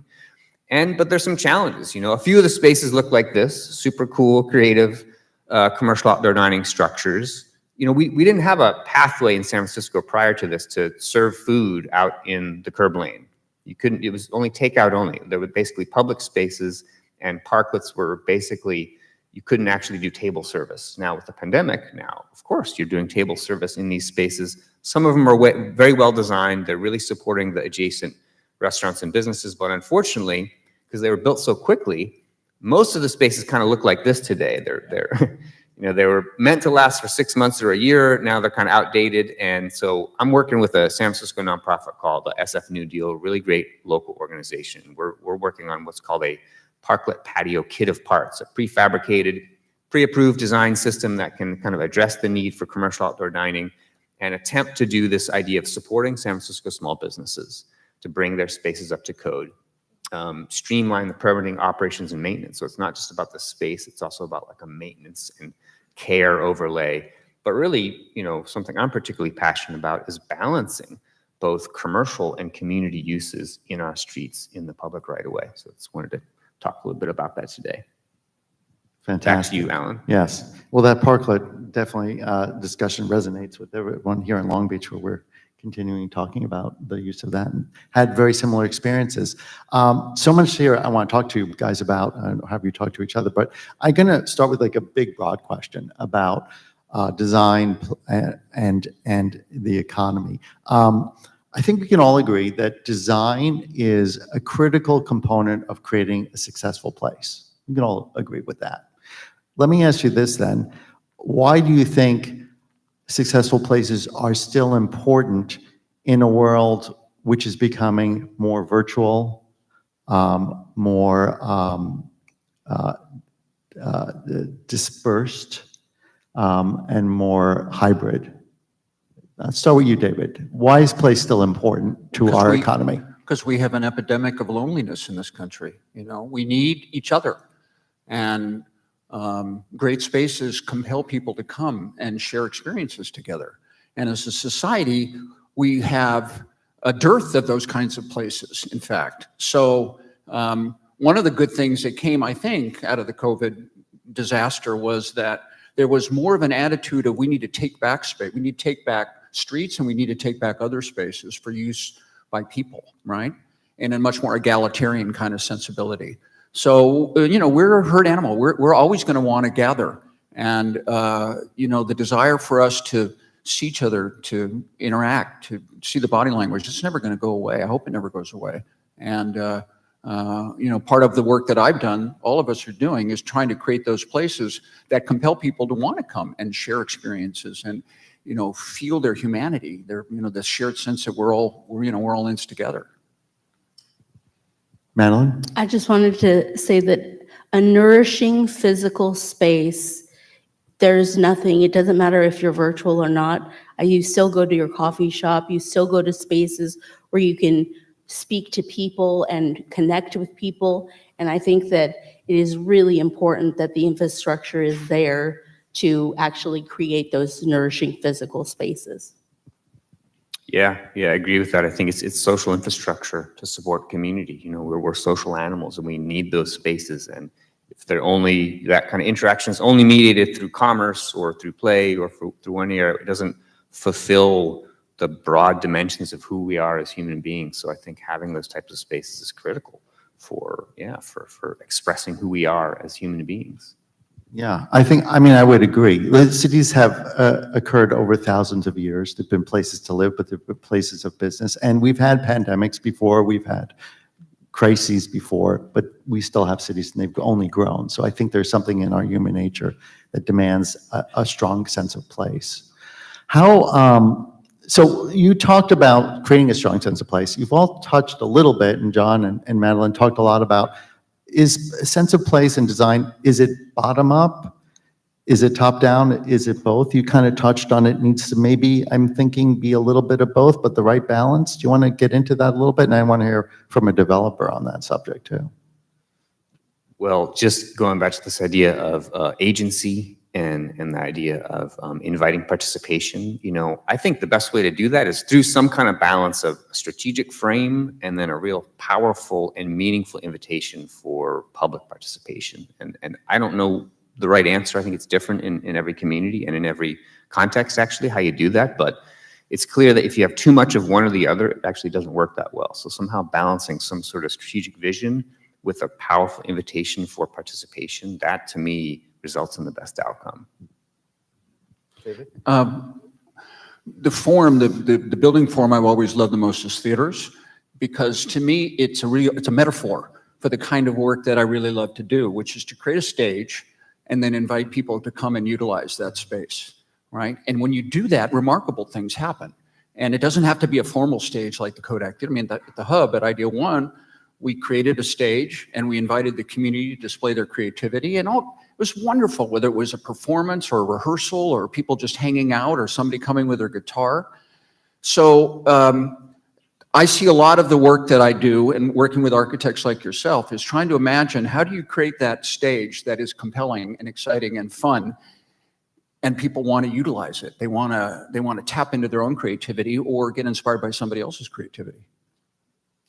I think the stage is a great metaphor. And Madeleine, you talked about the idea of people not just consuming a space, but being generators of the space. Can you just get into that a little bit more? What's the kind of space that we need to create to have that happen? Right before that, I just want to say that it seems like as we develop and become more global, it feels as though we're also acting as though human beings are more disembodied in their relationship to space. And in truth, when people throw out like the physical aspect of being in space, it also tends to make there be a huge loss in our sense of even stewardship of space, because people can't be connected anymore. They don't have that relationship of connection that's really needed to even curate and be social and also fix the spaces that we're living in. So I just wanted to mention that. And your question though specifically was, what kind of spaces should we be creating? What kind of design should we be promoting that allows people to generate their own use in the space and not just be consumers of space, but be part and parcel of it? a lot of communities, especially communities and neighborhoods that are neglected, oftentimes they have brilliant visions of what they want, and they don't have an architect or a developer to help them create the spaces that they want in their communities. And unfortunately, because of that, it loses a lot of efforts in actually building those spaces. And one of the things we saw during the pandemic here in Long Beach was the May Center in Long Beach actually had this idea they needed to get food to their local community, and their way of figuring it out is we had architects and folks come together and build their plan for what became a marklet. And the marklet became the distribution center for folks in community to actually access food and actually to create a public space in a community, unlike spaces where restaurants and stuff had the access.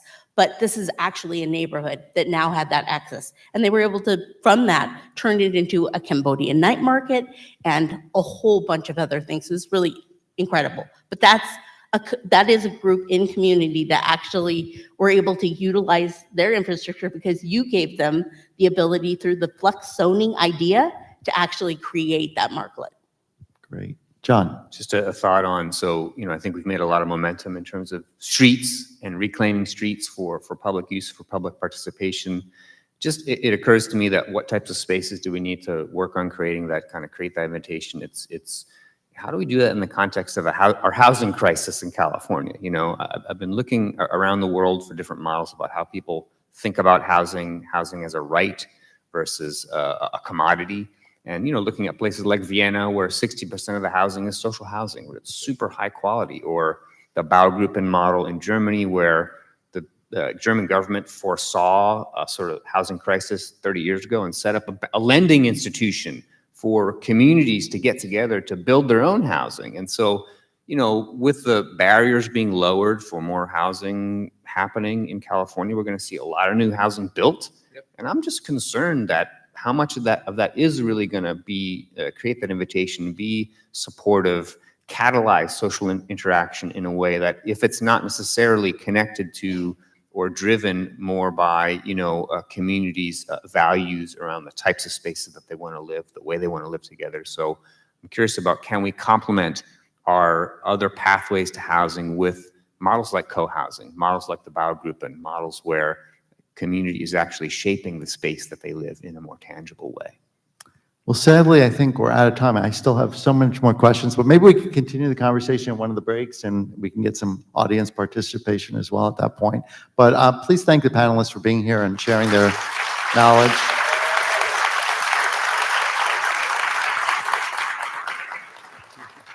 Thank you, Tim. No, thank you to Alan and all the panelists. Listen, we're going to have a 20-minute break right now, so feel free to chat with them outside. You can get a coffee, you can stretch out. Before we do, though, let's take a look at our next video highlighting space-time collaborative.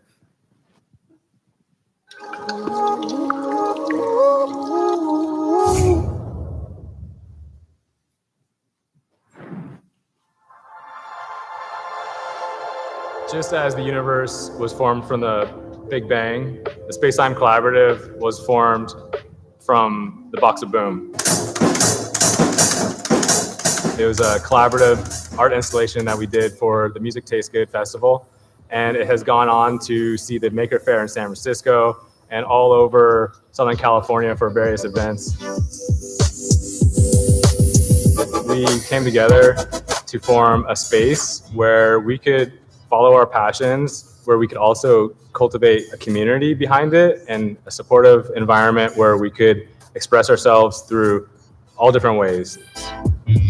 We have 3D printing, which we make accessible and free for printing for students from Cal State Long Beach. I have a demonstration aquaponics system in here to show that urban farming and local food is accessible even within the context of the city without farmland. We have drone races and virtual reality. We have fine arts, digital editing, and photography resources. So we have just a wide variety of tools, technology, and expertise that we're here because we're passionate about these things, but we're also passionate about sharing these things. The Space-Time Collaborative drives economic growth within this city. We can see that through the connections that are created, through the events we put together, through the projects we've developed, and through the communities that gather within our spaces.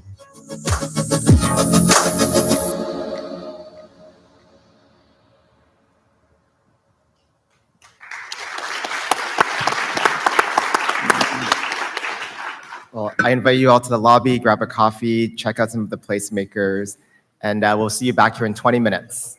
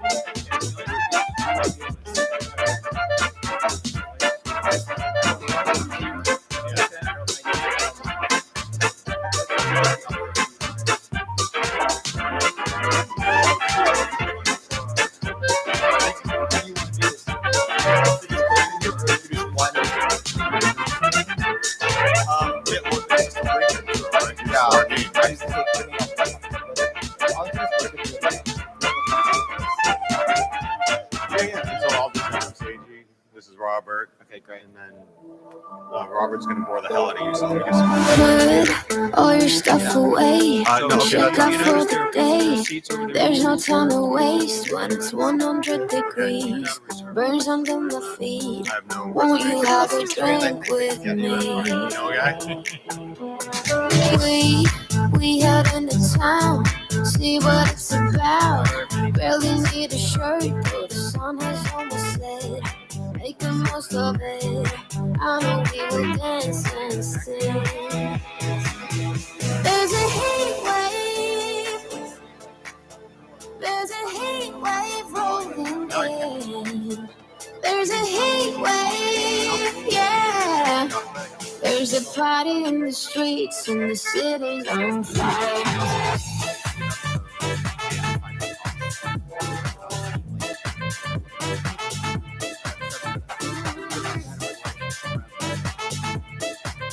How's BMC going?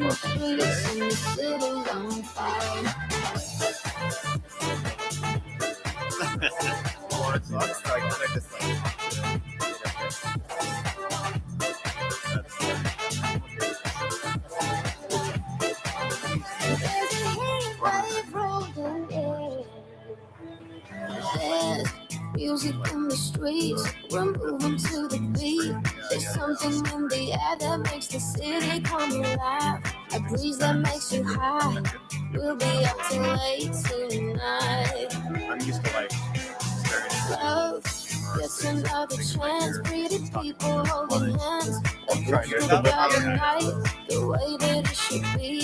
Let's slip away. This might be our final summer day. There's a heat wave. There's a heat wave rolling in. There's a heat wave, yeah.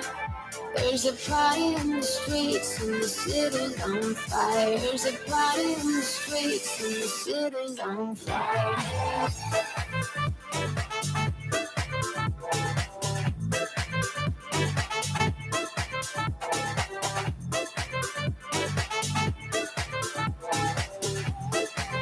There's a heat wave rolling in.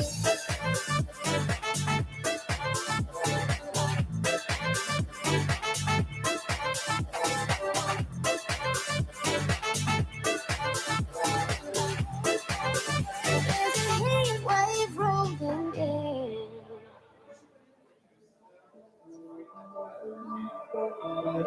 Put all your stuff away and check out for the day. There's no time to waste when it's 100 degrees. Burns under my feet. Won't you have a drink with me? We head into town, see what it's about. Barely need a shirt, though the sun has almost set. Make the most of it. I know we will dance and sing.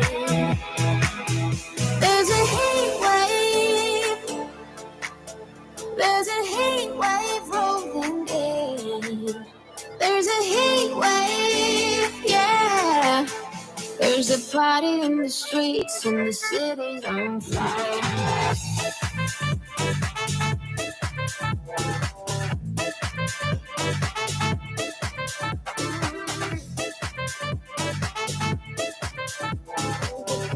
In the streets and the city's on fire.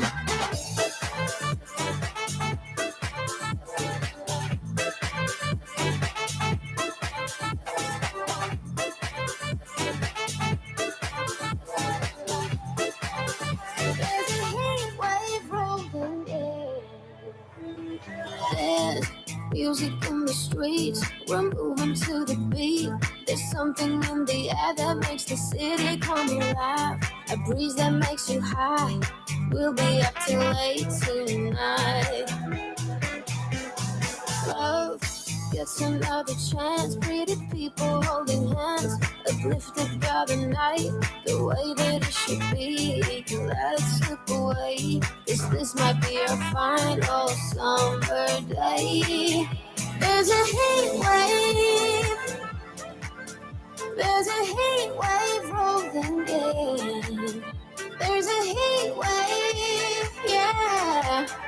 There's a party in the streets and the city's on fire. There's a party in the streets and the city's on fire.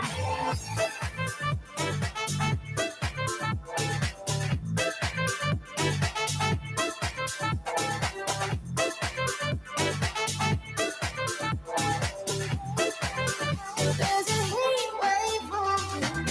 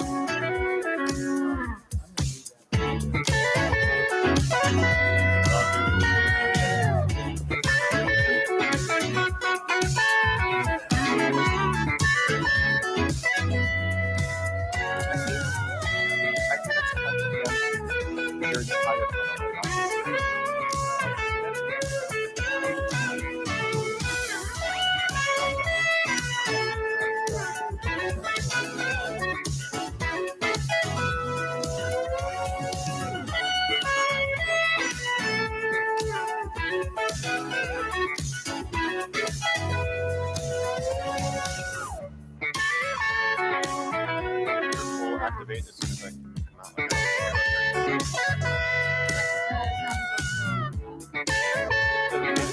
out.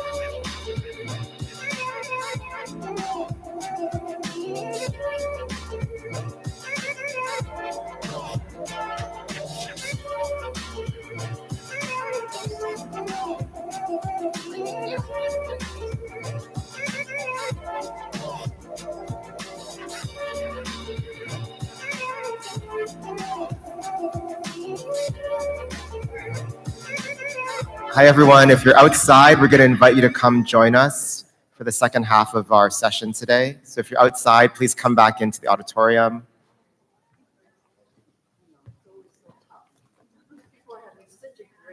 That's a good thing. That's a good thing. Yeah, exactly.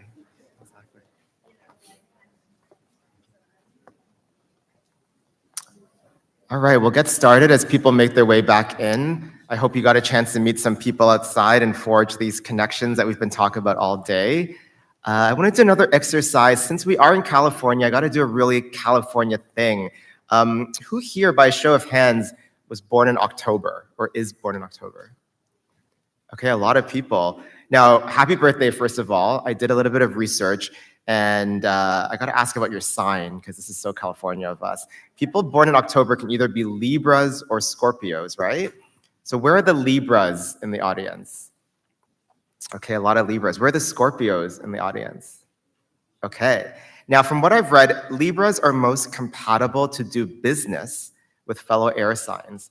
So where are the Geminis and Aquariuses here? Not a lot. Okay, a couple. So not a lot of business opportunities for the Libras today. All right, well, what about Pisces? I read that Scorpios are most compatible to do business with Pisces. Okay, so Scorpios, Pisces, you got to start forging those connections. All right, well, before we get to our next panel, we have another video to show you, and this video highlights a regenerative farming company here called Grow to Zero. Let's take a look.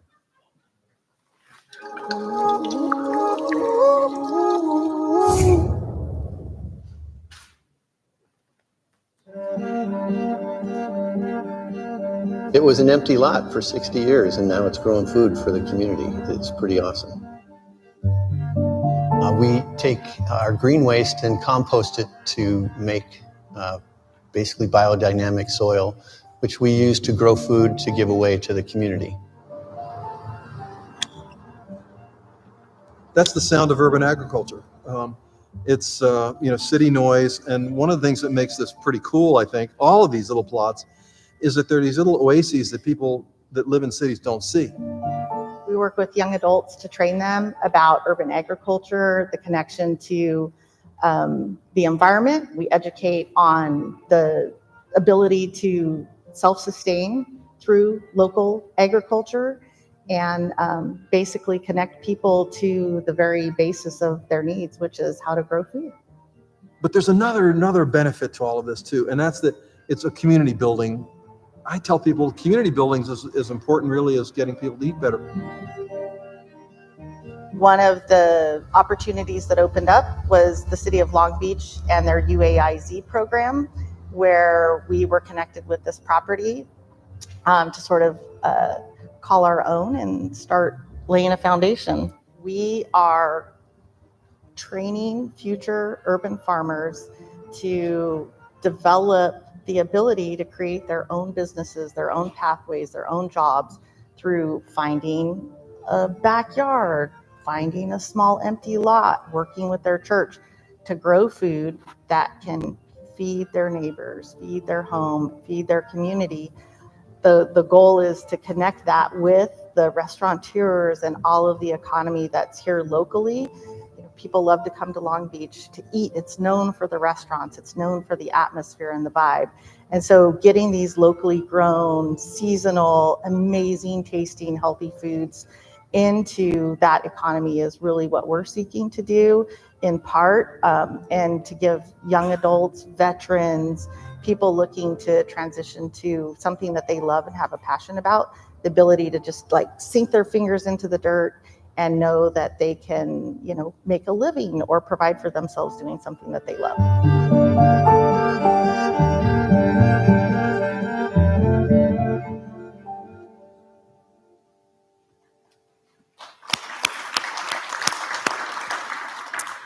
I hope these videos are giving you some ideas about people you want to work with, people you want to find in the community, people you want to meet. If you need a reminder of anything that we've been talking about, Dana over there, she's been busy doing some graphic reporting of today's sessions. I love sort of the infographic and everything she's been doing. So make sure you go take a look after and take a photo of all that as well. Also, a reminder to tag us at Unexpected Connections. If you're taking any content or photos, we'd love to share it with everyone.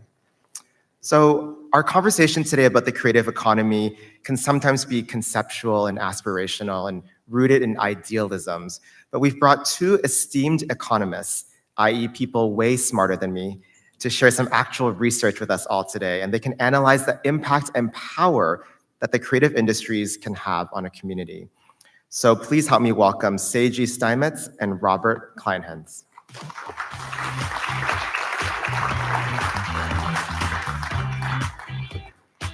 Thank you very much. I'm waiting for Robert to come out. All right. Good morning, everyone.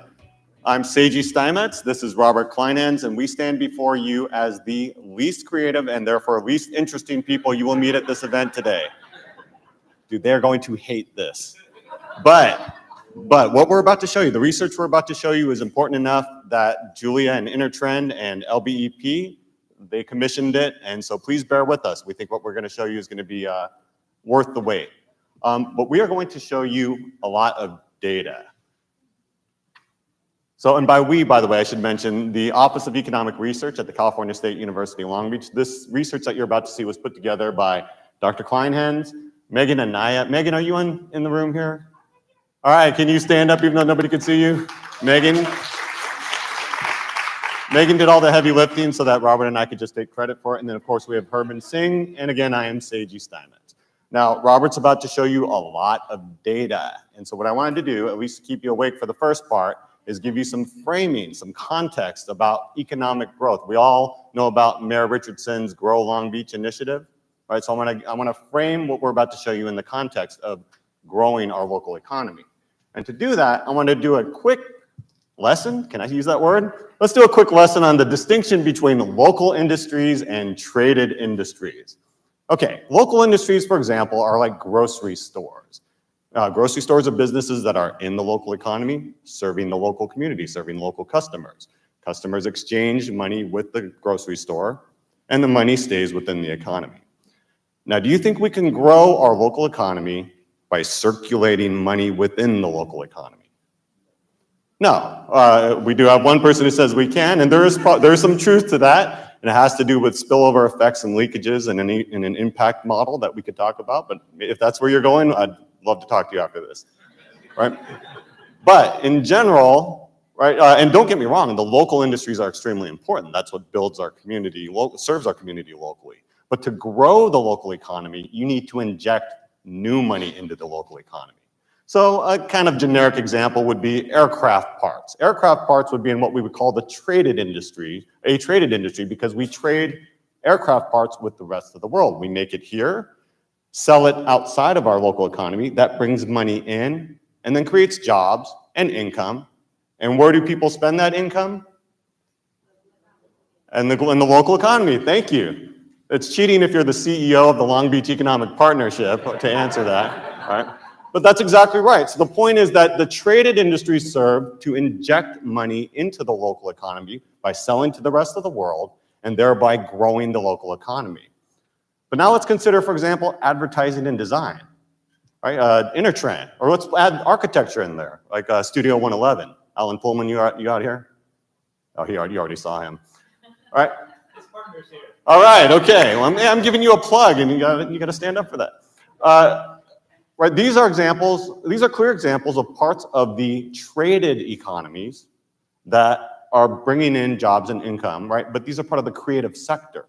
What I'm getting at here is the creative economy can be one of these traded sectors, but then let's start thinking about other industries in the creative economy, like galleries and museum or performing arts. I mean, when you go to the Louvre in Paris, is it full of Parisians? No, that's a pretentious thing to say. Well, when I was at the Louvre. The point is, if you start examining more and more, you start going through the different industries in the creative economy, you're going to see that nearly all of them are in the traded industries, right? And then those effects, bringing that new money in, has spillover effects into things like tourism, right? The people come to see our galleries, our events, and then they stay in our hotels. And that can also have feedback effects. You create this creative economy, it brings more creative people in, you create a creative knowledge a creative knowledge base, a creative culture, and that can spawn new creative industries. I personally think that Long Beach should be the next fashion hub of Southern California. All right. Anyways, the takeaway, sorry, Robert, I'll hand it over to you a second. The takeaway here is that traded sectors bring in money to grow the economy, and that the creative economy is part of that growing traded sector. Or to put into a soundbite, when you share your imagination and creativity with the world, they become engines of economic growth. And with that, to teach you a little bit about some of the parts of this engine, I'm going to turn it over to my colleague, Dr. Kleinitz.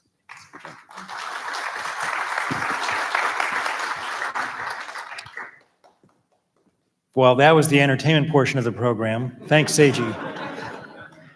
So good morning, everybody. My wife and I have lived here for over 30 years. We've enjoyed being residents of Long Beach, and for well over 30 years, I've been working as an economist. And over the course of my career, I've had the good fortune to do a lot of research on the creative economy here in Southern California and the entire state. Any of you know about the Otis report on the creative economy? It's something that's been around for about 15 years, and during a stint that I had previously as chief economist with the I.D.E.A, I produced that over many years' time. Doing the same sort of thing at the city level is a little bit more challenging because it's hard to get data on individual industries for a single city.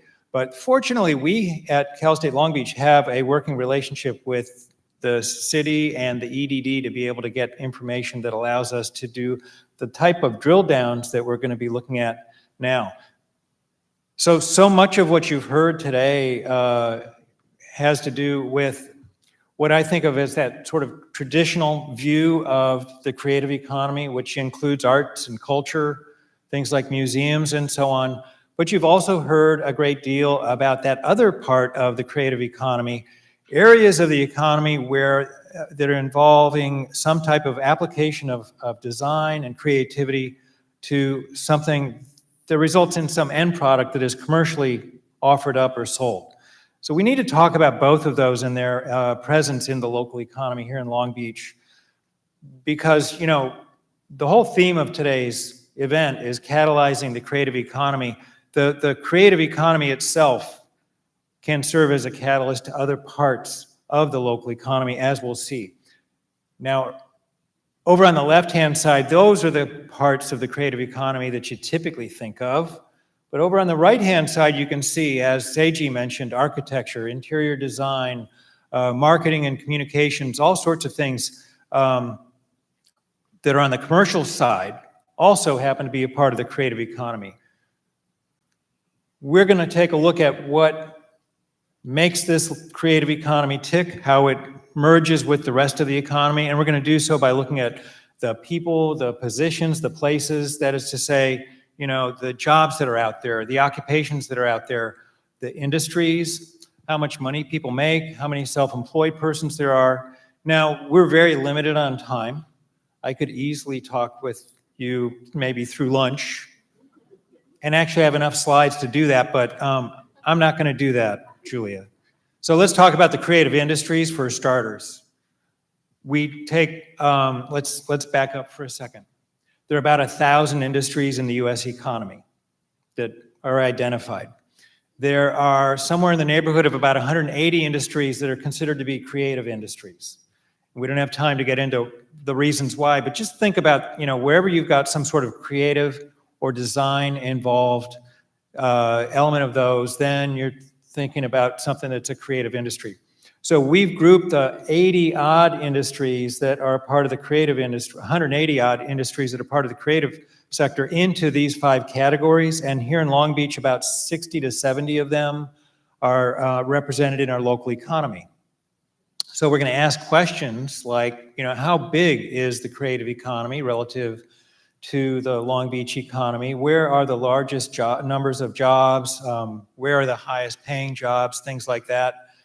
And these are pieces of information that can be used to make the case for greater public support of the creative economy and its different aspects. There are all sorts of uses for this. You can measure growth in the creative economy and how it contributes to the broader economy by looking at these kinds of things. So for starters, let's take a look at the number of establishments, the amount of employment, and so on in the creative economy here in Long Beach. 746 establishments. These are just wage and salary establishments. It doesn't include self-employed. About 5,300 persons are employed as wage and salary workers, and the average pay is a little over $100,000 across those 5,300 odd jobs. You can compare that with the overall Long Beach economy. It's about 3 to 4% in terms of jobs and establishments. It's a little bit more in terms of payroll. But look at that, average wage, which is about 50% higher. In terms of employment, it breaks down in such a way that architecture and related industries and entertainment, marketing and communications each account for about 40+% of total employment. So these are the heavyweights in the industry, not that the others are underperforming by any means. Do keep in mind that when it comes to the fine and performing arts, you've got a huge segment of labor force, if you will, that is volunteer, that shows up and ushers you to your seats at this theater when you come to pay a visit. Those kinds of things don't show up in these numbers. In terms of the establishments, once again, it's entertainment and architecture that tend to be the largest in terms of the share of the total.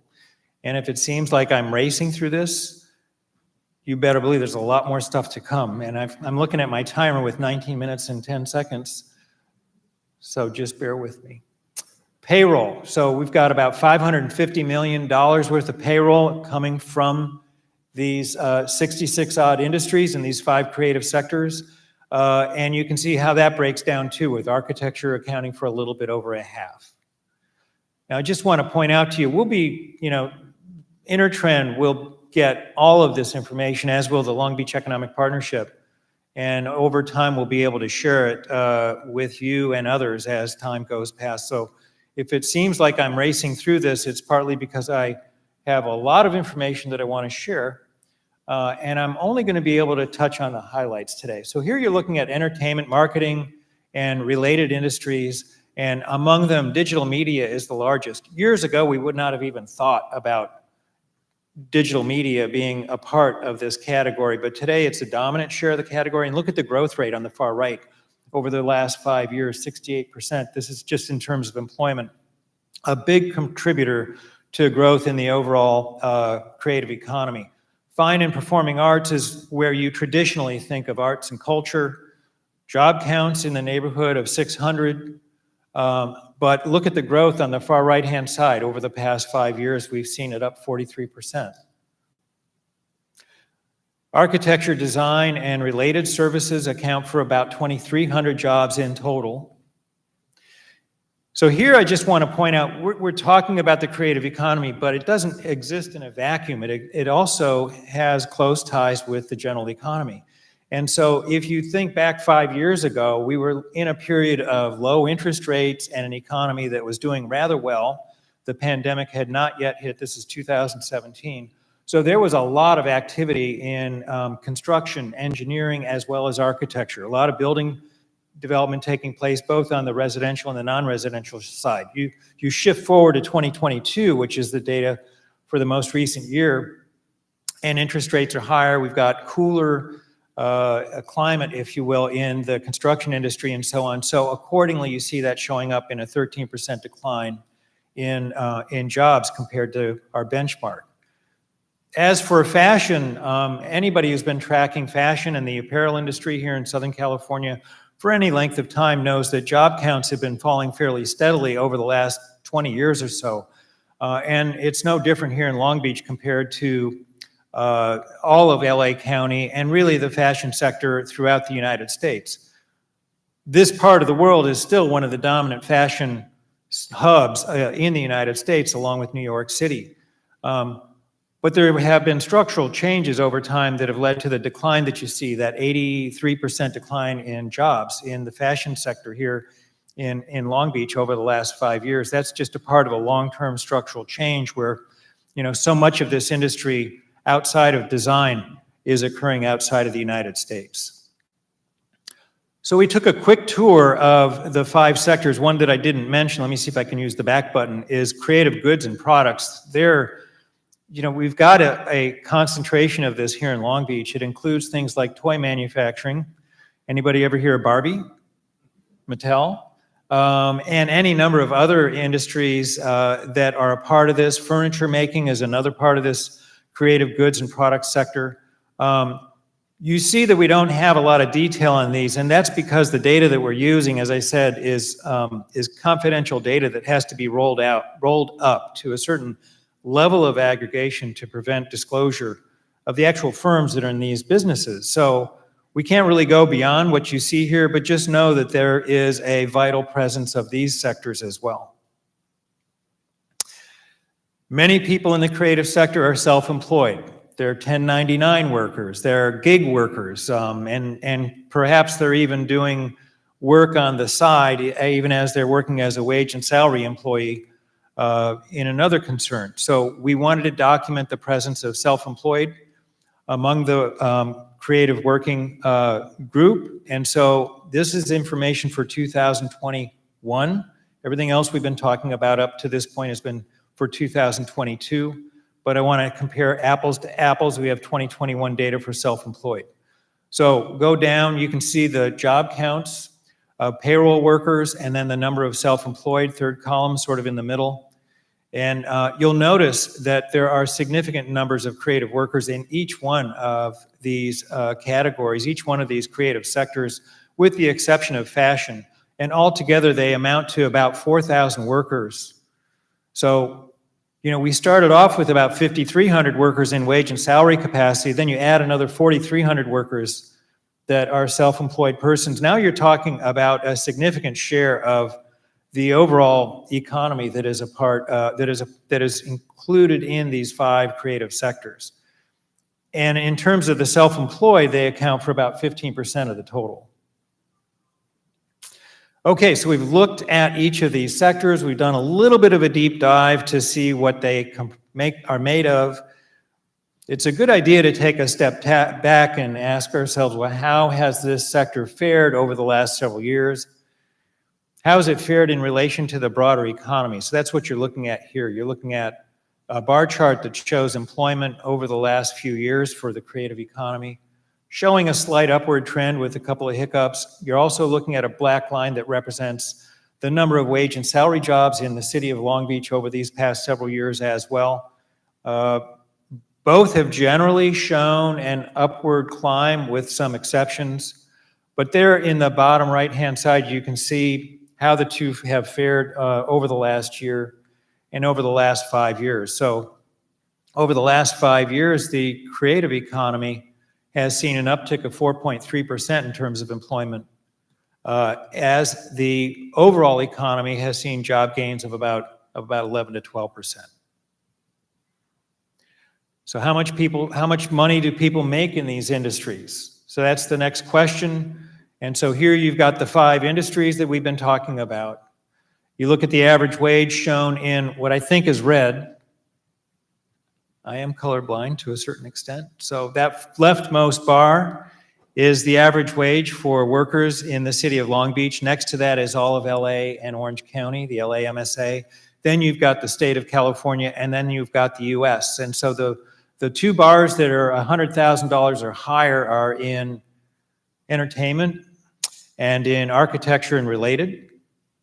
Those others, the fine arts, the fashion, and the other creative goods, we're looking at wages that are somewhat lower than those, but still very much in line with what we see across the nation and across California. I think one of the remarkable things here is how architecture is kind of rising to the top, and I'm not, pandering to Alan Pullman or anybody like that. That was one of the surprises that I found, was the significance of that sector. And if we were able to peel away the onion, we would also see things like the marketing and communications part of entertainment would also show that same sort of strength. So now I need to just ask you to bear with me for a little bit and give you some technical stuff so that I can go to the next step, which is to talk about the relative importance of the creative sector here in Long Beach. So it's one thing to talk about job count. We've got 5,300 jobs in wage and salary jobs in the economy that are creative jobs. We've got another 4,300 self-employed persons. How does that stack up with the broader economy? For that, we look at something called industry concentration, calculate something called a location quotient. So just ignore what you see on the screen and just think of this. We're taking the share of jobs in an industry within Long Beach. We're looking at the share of jobs in an industry across the nation. Take the ratio of the two. If they're equal, then Long Beach has the same share of those jobs in that industry as the US as a whole. If it's larger than 1, it's a bigger share. Smaller than 1, smaller share. So one typically views those numbers above 1 as areas of strength for the local economy. So we want to know if there are some areas of strength in the creative economy here in Long Beach. And in my view, as opposed to seeing numbers below 1 representing deficiencies, I view those as opportunities for growth. So let's see what we get. So that black bar that you're looking at across the screen is 1. So any number below is less than 1, anything above is greater than 1. We're comparing Long Beach numbers with the numbers for the LA MSA. And so fine arts is nearly 1, easy enough to close that gap. Architecture and related is over 1, it's about 1.3. Entertainment, fashion, other creative goods, a little bit less than 1/2. So again, as I look at these numbers, we think about things like fashion. Even if the structural changes are diminishing the number of jobs in fashion, this is still a hub for fashion here in Southern California. So there are opportunities for the city of Long Beach to attract people who are involved in the design and so on of fashion. Other creative goods, we have this huge metropolitan area here in Southern California that is a ready market, a close market for people who are in these other creative goods industries, not to mention the fact that they could extend their markets beyond our regional borders. Entertainment, we've got great facilities here in Long Beach that can be put to the use of drawing additional crowds for entertainment purposes. And don't forget that entertainment also includes marketing and communications, and these are sectors of the economy that already have a reach that extends beyond here in Long Beach. And so every one of these bars, no matter whether they're above or below 1, to me, there's a story behind them, and there's a story here that tells us we've got opportunities that we can capitalize on. So that takes me to this last segment, which is the connection of the creative economy to other parts of the broader economy. You heard Seiji talk about how the creative economy consists of a bunch of industries that are traded industries. We produce in these industries some product or service that has a market that extends beyond the city boundaries.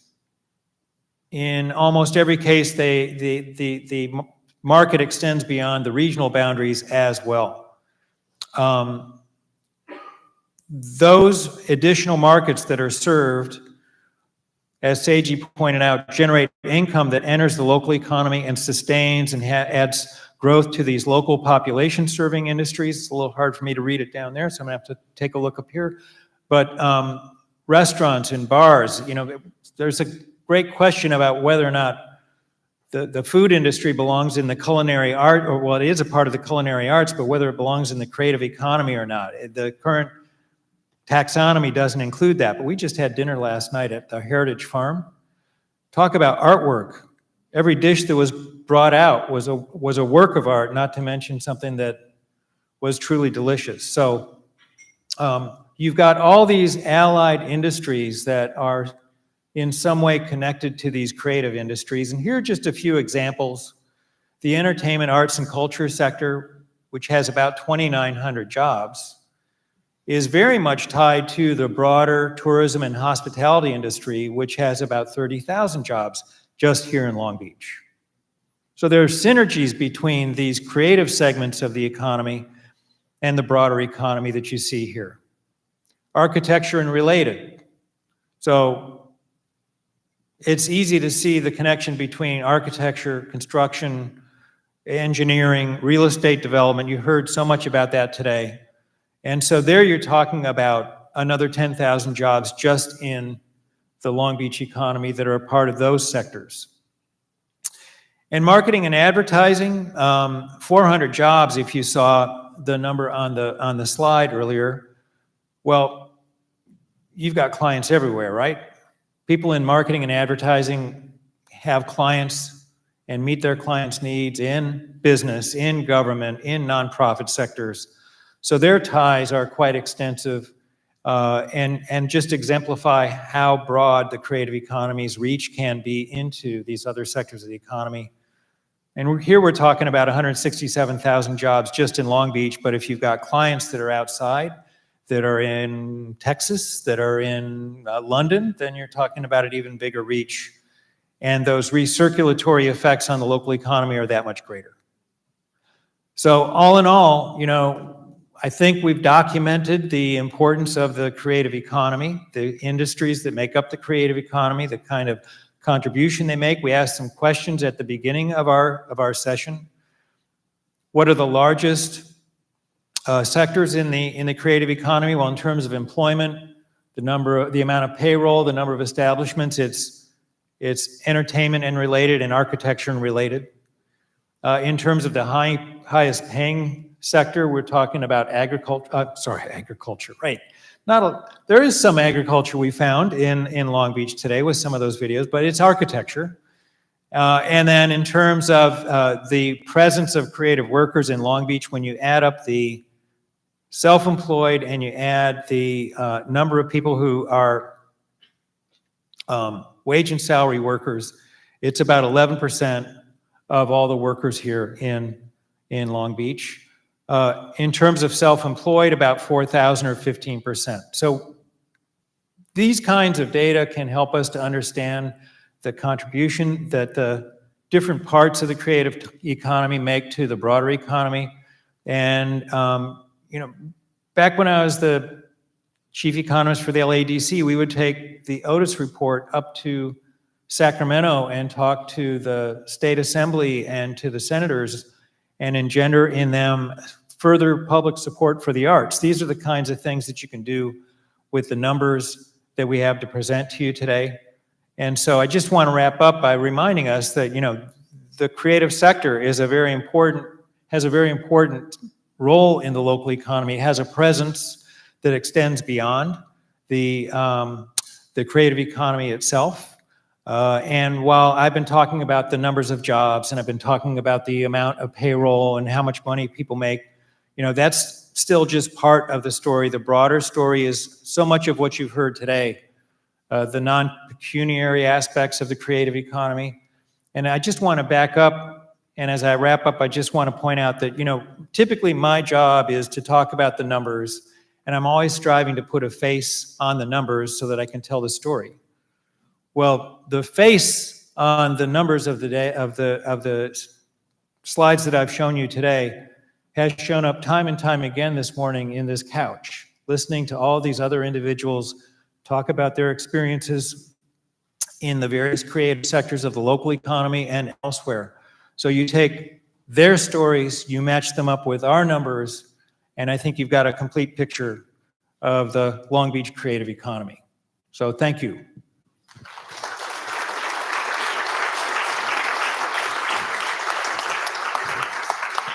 Now it's joke time because Seiji's back. So do you want to sit down? I think maybe we have time for one question. Yeah. For sure. Let's take a look at some of the audience questions that came in. Was there anything you wanted to add, Seiji, while you're on stage? Great job, Dr. Klein. Great job, Dr. Kleinhans. Was it worth it? All right, good. Well, I would just say a quick question for both of you that we got from the audience was, in what ways would you think that Long Beach is unique in terms of the economic sphere versus LA, OC, New York, or other cities in the US? So fortunately, I live here, so I have some direct experience to draw from in addition to being the person who looks at the numbers. And, if you do live here, you know that this is, anywhere else in the country, this would be a large city. Just happens to be in the shadow of LA, which has about 4 million people. It's a very livable large city. There is the university vibe that you get from Cal State Long Beach. There is the professional vibe that you get from so many businesses here in Long Beach. There's that bohemian underworld vibe that you get here. You get all that here, and it's all very compact and very accessible. So I think those are, some of the things that make Long Beach unique relative to larger places like New York and Los Angeles. And we could talk about the numbers, but I just got done talking about them. So do you want to add anything? Well, I'll just add that it's also a relatively inexpensive place to have a beachside community. The vibe and the urban culture and the beach proximity. I know, housing is expensive everywhere in Southern California and California in general, but it's a relative bargain here. And that's why I keep pushing on the same thing goes for some commercial space. I'm going to push the whole thing. I think fashion should have a bigger presence in Long Beach because it's got that fashion culture, but at discount prices. So that's great. Well, listen, we have more opportunities to chat with both of you afterwards. Let's give them a hand. Thank you so much.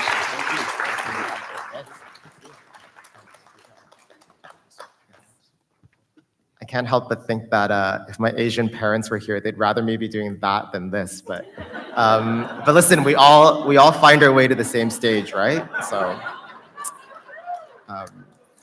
All right, before we bring on our next panelist, we have a video from the May Center, which is a very special place here in Long Beach that brings together holistic wellness and nature. Let's take a look.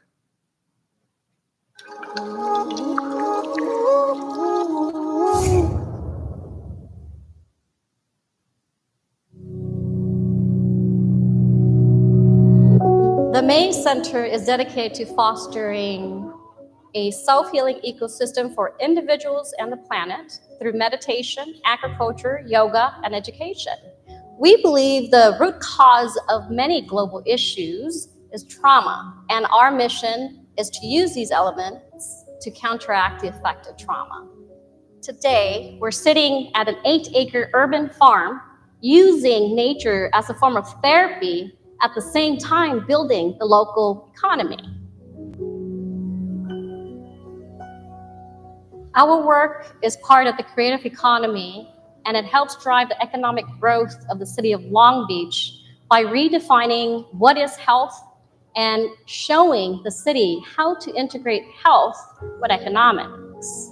Our produce is donation-based, promoting local business growth and ensuring communities' economic stability.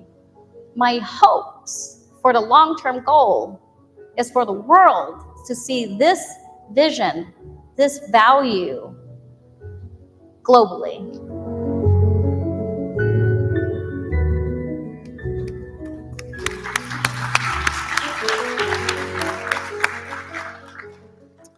All right, so if there are two things that I can't live without in my life, it's food and fashion. And so I'm so excited to introduce our next two panelists who come from those worlds and have a lot to say about how to create sustainable growth and success in local communities and national communities. So please help me welcome Phil Perkovic, the Director of Brand and Partnerships at Shinola, and Zach Brooks, the General Manager of Smorgasburg, LA.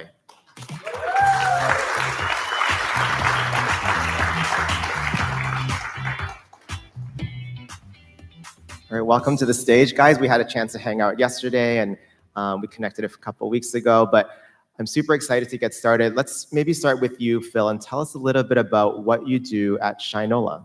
Yeah, so my name is Philip Perkovic, and I am the Director of Brand and Partnerships at Shinola Detroit. We actually have a little video. So we just filmed, hit the green one. We just filmed our very first brand spot. So this will give you a good sense of what we do. How do you make an icon? Simple answer is, you don't. You just make something for the right reasons. Asking yourself, would you use it? Will it last? Is there any way to make it better? You steer clear of fads and trends and the latest. Building what you love in the way you believe in. And if you do all that, the things you make will find their place. So what do you call that? We call it Shinola.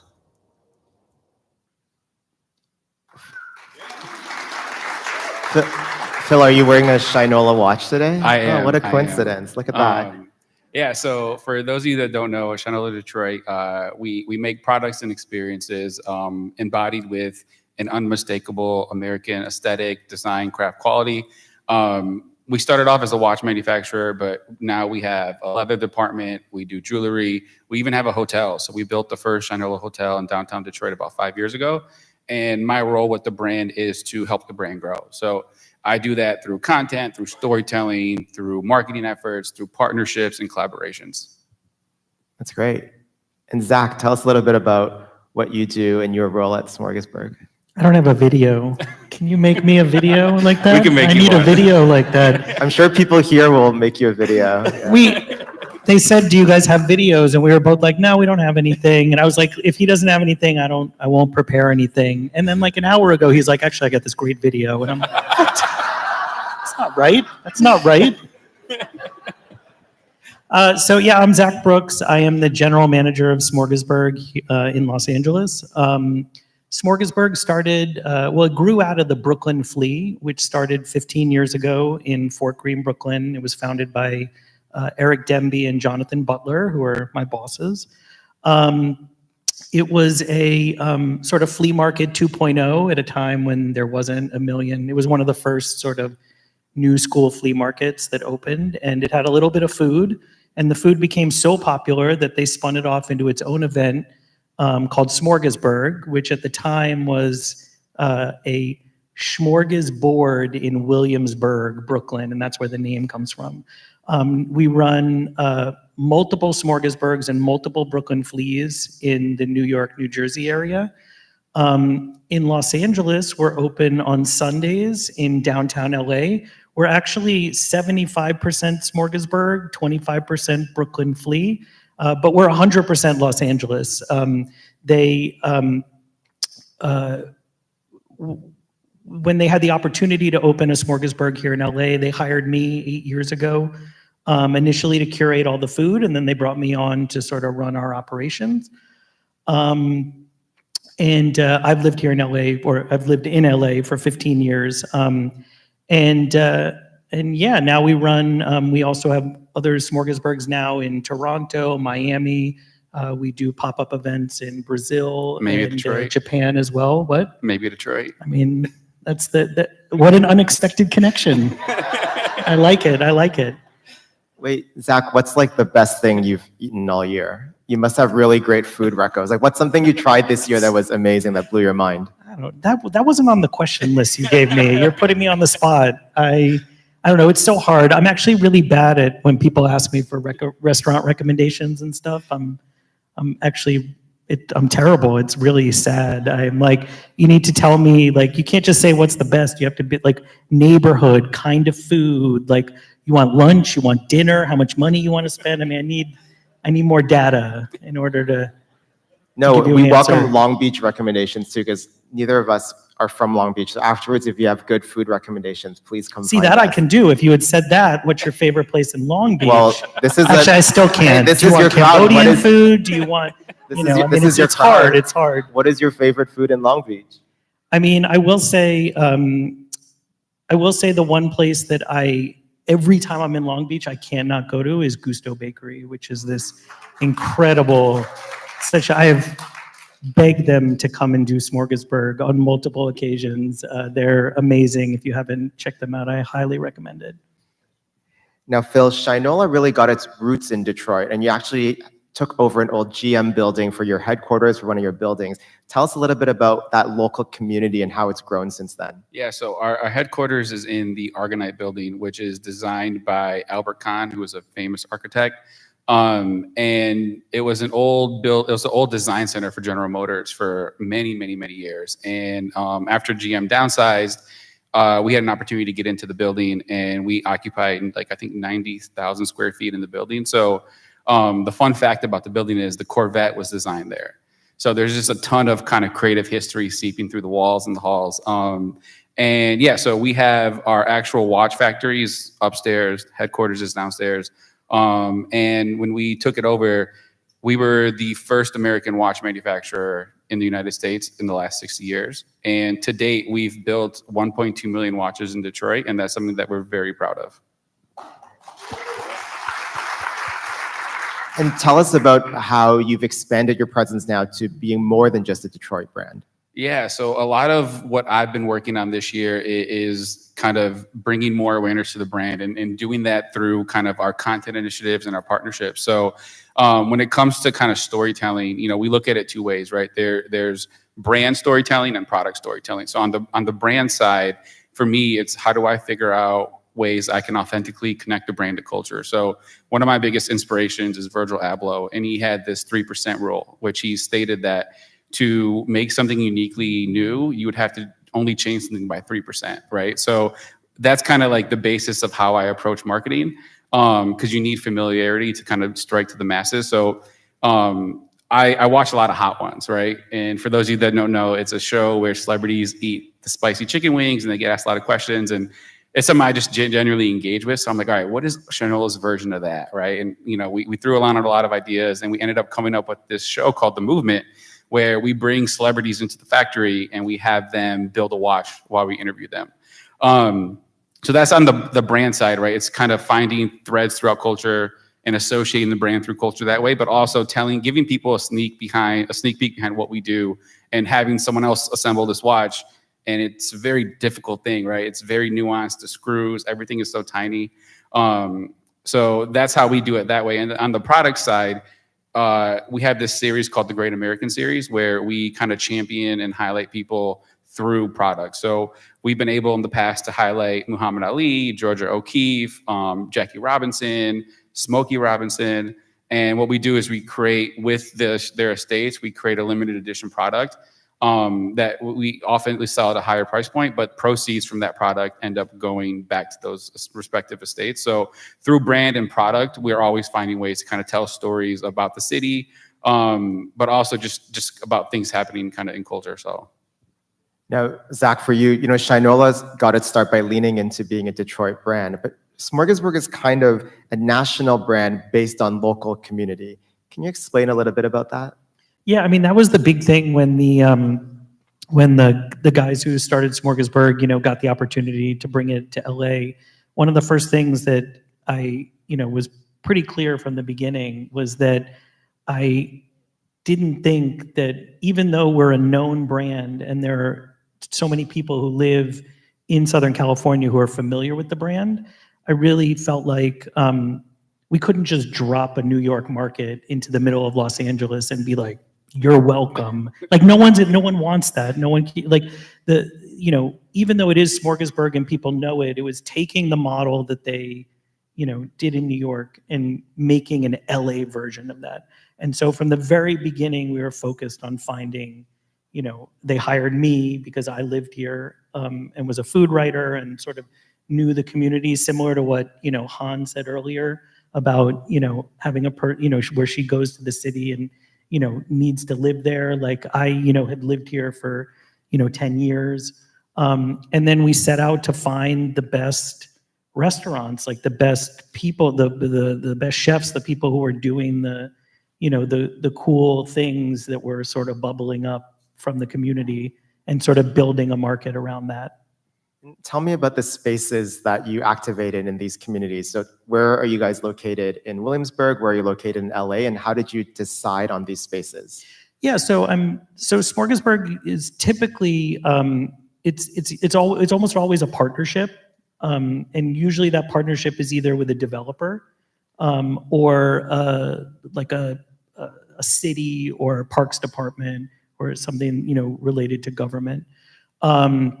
In New York, we've done a bunch of different things. Here in LA, Smorgasburg was a partnership with the developers behind The Row, which is a large development in downtown that used to be the site of the old American Apparel factory. It had sort of was a bunch of big industrial buildings that had fallen into disrepair and weren't really being used except for the American Apparel factory.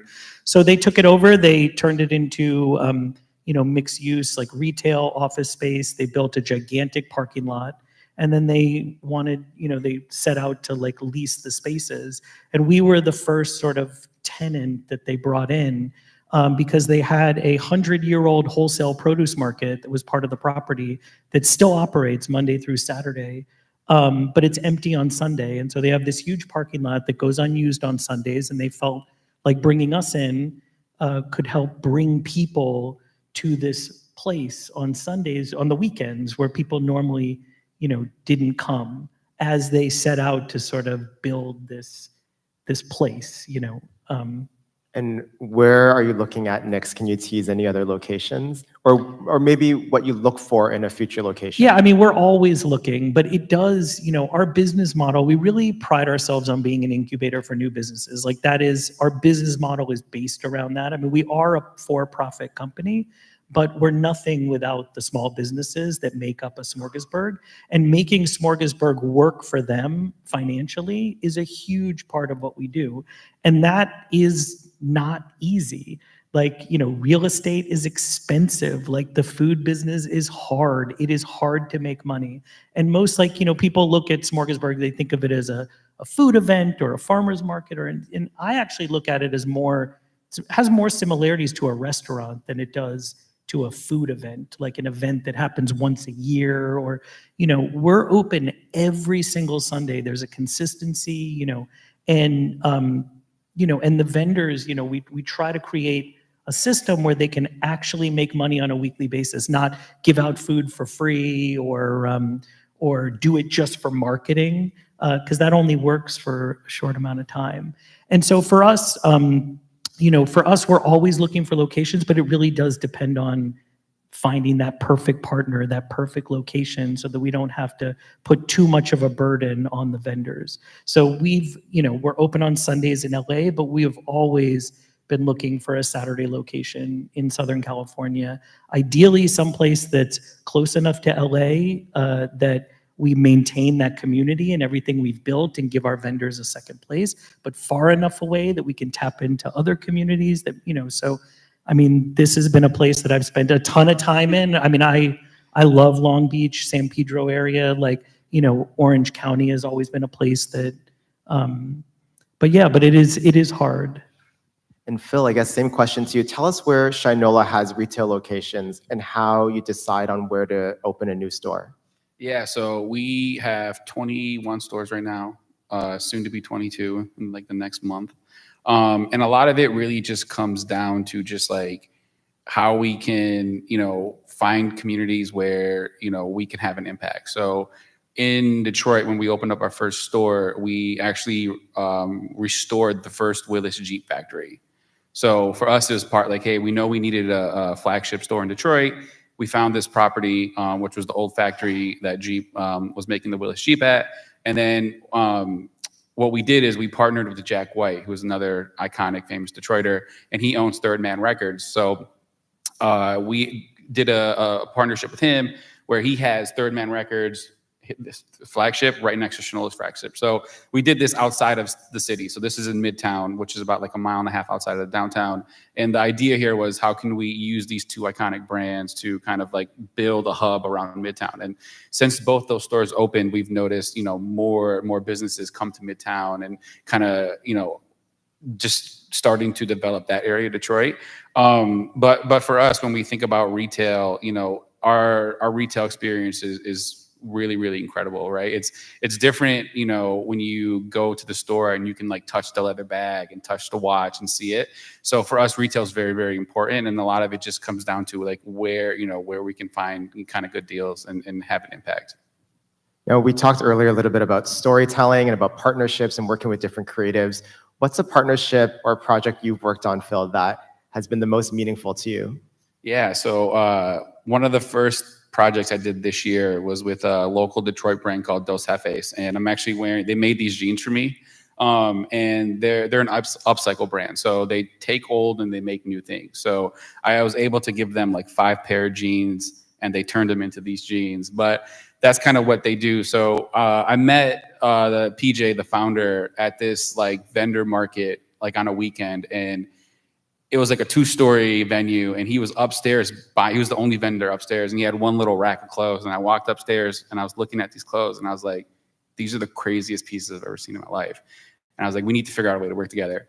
And so the next day, I brought him into the office. We had a meeting with our chief creative officer, and a lot of what I do is kind of be the conduit between like culture and like the corporate, right? So I spend my time outside finding, creatives and brands to work with. And then it's up to me to convince, the C-suite, hey, here's how we need to work with some of these brands. So with Dos Jefes specifically, we have an extensive leather program, and we make a lot of incredible bags. They've never done a bag before. So we came up with this concept to have them make 30 bags. So we gave them access to all our old liability material and like bags that like didn't pass quality control, and we gave them 60 pounds of just like old stuff, and they were able to create 30 custom bags, one of one. And it took them like 4 months because it's literally 3 people in their studios, probably like half the size of the stage, and they're just in Hamtramck, Detroit, and they're just like sewing every single day. And over those 4 months, we had a film crew in there. We made a documentary about it. And we started teasing that documentary, and then we threw this launch event at our flagship store. And we chose not to release them online because we wanted their fans, the local community, to get first access to these things. And they sold out in like an hour. So to me, that's kind of the perfect example of like, using our brand as a platform and the resources we have to, not only make something that's really cool, right? We were able to create these 30 bags, all unique, all original. Each bag included, parts of Shinola product into it. But also we had this event, and then with that event, we hired a local caterer company. So like all these things start to ripple pretty quickly of just like one partnership could have so many different extensions of kind of impacting kind of local community. So how much did you sell the bags for? So the crazy thing is like so I think we had 3 tiers. Like we had a level at 75, a level at 200, and a level at 300. So very affordable. Very affordable. And that was part of it too. Like we wanted to make sure that people, their fans, people from Detroit could actually, we wanted the pricing to be inclusive enough where they could actually get the product. I guess, Zach, same question for you. What's a project or partnership you've launched that you're the most proud of? We have a lot of community partnerships at Smorgasburg. One of the ones I'm most proud of is actually happening this weekend. We have a partnership with KCRW, which is a great, radio station, community radio station. They do this annual tortilla tournament as part of Good Food, the food show that's on their airwaves every weekend. And so it is a sort of bracket style tortilla tournament that pits all the best tortillas in Southern California against each other. There's like a flour category and a corn category, and they go up against each other in different rounds. And then the judges narrow them down to a final four. And the final judging happens this Sunday at Smorgasburg. And the four finalists come and give out tortillas and sell food, and then they crown a winner. How do you get to be a judge? What? How do you get to be a judge? Dude, get in line. I've been asking that question for years. What's the prize? The prize is, I think it's being the champion of the tortilla tournament, I think is the prize. No, I think there is a trophy that the winner gets, yeah. Yeah, I'm very reward oriented, so I always need to know what the prize is before I sign up for something. Zach, what would you say is an example of a short-term impact that Smorgasburg has made on the community versus a long-term impact? We talked about this with Han earlier in the day, but short-term versus long-term. I think I kind of think of everything as long-term. I don't know. I feel like that's so much of the food business is consistency and long-term. It's very, being successful in the short term is not difficult. It's being successful in the long term, getting people to eat food over and over and over again at your restaurant. One of the things I'm most proud of with Smorgasburg is, 2 years ago when the 101 best restaurants in LA list, which comes out every year, that's used to be put together by Jonathan Gold, now is done by Bill Addison for the Los Angeles Times. When the 101 list of best restaurants came out, something like 33 of the 101 restaurants had some connection to Smorgasburg, whether like incubating their business directly at Smorgasburg, or a sous chef from one of the restaurants started their own business at Smorgasburg, or maybe the restaurant had popped up at Smorgasburg. And I don't know, when you think about what Smorgasburg started as 15 years ago and sort of what people think of it as in their minds, I don't think people think of it as contributing in that way to the dining scene of a city in the way that sort of being such a big chunk of the 101. And then last year, we were actually included in the 101 as one of the restaurants, even though we're not really a restaurant and only open on Sundays. So I feel like that is, it's sort of indicative of how our work has sort of helped the food culture of LA and sort of permeated everything that happens in the LA food world. A similar question for you, Phil, is how do you think Shinola has helped to foster growth and economic growth in the cities where you have stores? Yeah, so I think the important thing is like, you got to remember that cities are made up of people, right? So anything we can do to directly benefit people in those communities is a benefit, right? So for us, like, our biggest impact is in Detroit, right? Because that's where we manufacture. So we're able to employ people, we're able to teach skilled labor. And like I said, we're the only American watch manufacturer. So we're teaching people skills, right? And for us, it's how do we keep getting better at it, right? So I think when we first started, it took us about 40 days to make one watch. In the last 10 years, we've been able to bring that down to 1 day. So we're innovating in manufacturing, and basically what that does is, the more watches we can make, the more we can sell. The bigger the factory gets, the more people we can employ. So it starts to kind of ripple that way. So I think for us, it's just about innovating in manufacturing, and just the more people we can hire, the better for the economy. So for both of you, I'm always curious, what's the mistake companies can make when they're trying to grow too fast or do too much? So I think for me, it's like, I see it happen a lot where brands kind of get lost in the sauce. And what I mean by that is they end up just like doubling down on what's working, and they, try to maximize ROI on things that are working, that they're not investing resources into innovating, right? And I think a lot of times when that happens is you notice brands start to kind of look and feel and act the same, right? And I always say that, like, I think a lot of brands right now are trying so hard to be the same kind of different.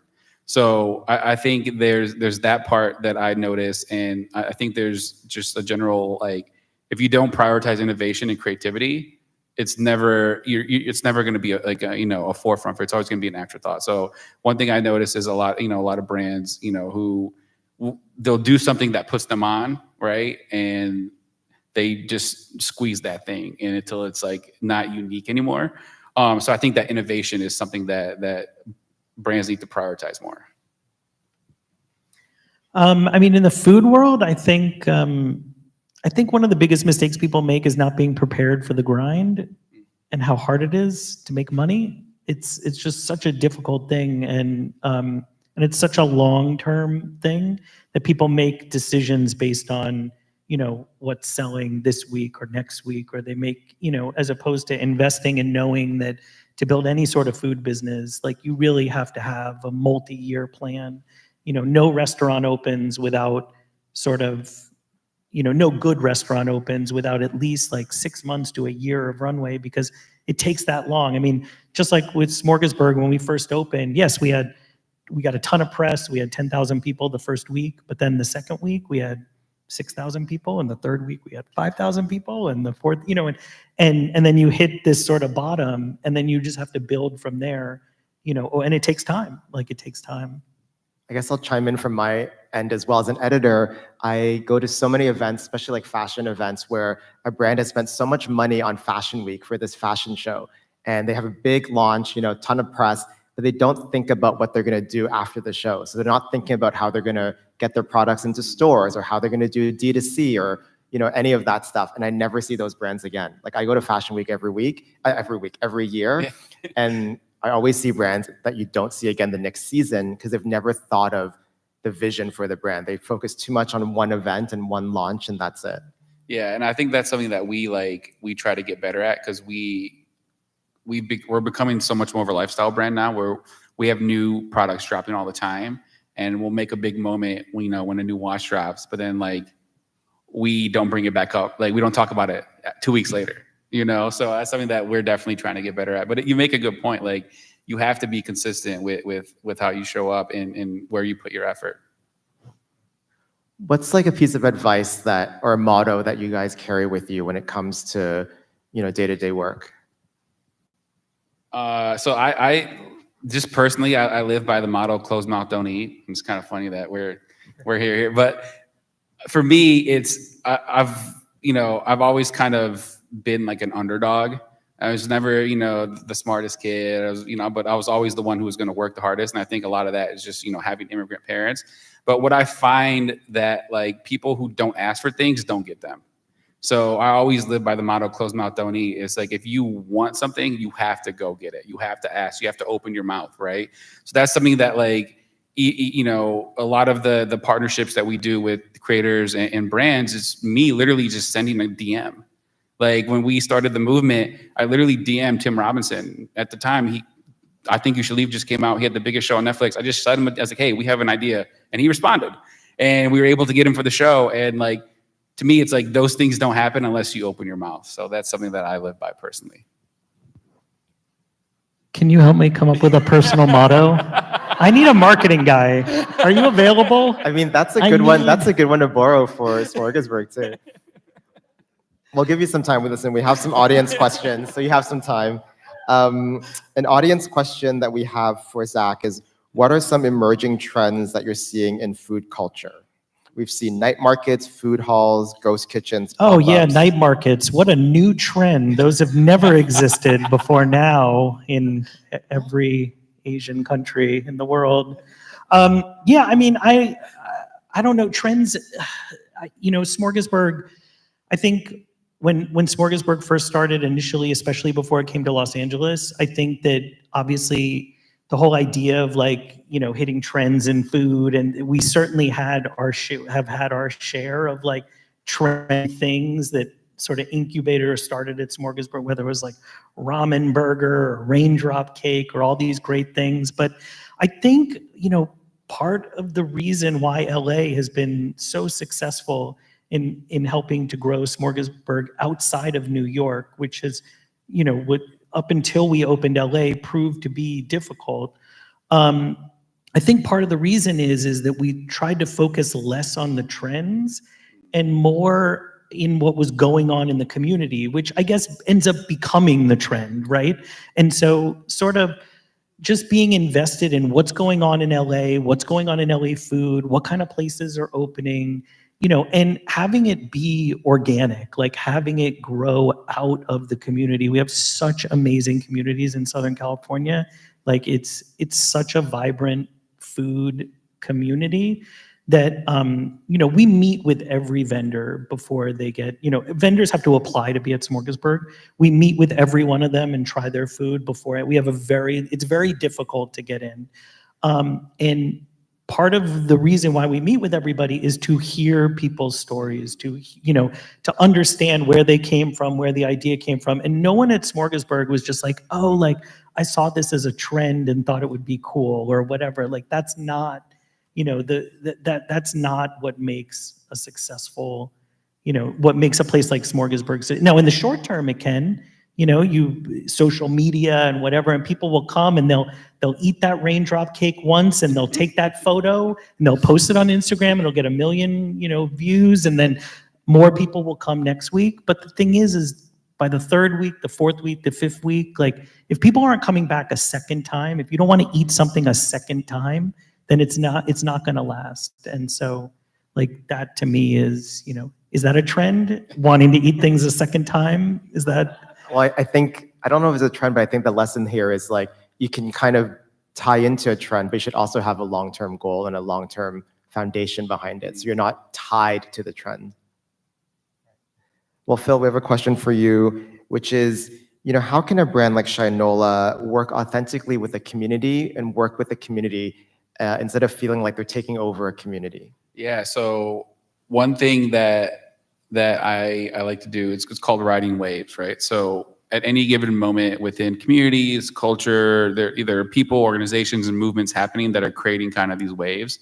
So for me as the brand, right, it's much more impactful if I, take the resources we have in our platform to contribute to those things already happening, and making sure that whatever we partner with or collaborate with, they're the story. It's not us, right? We always take a back seat, and a lot of times it's hard for brands to do that, and that's why a lot of them don't.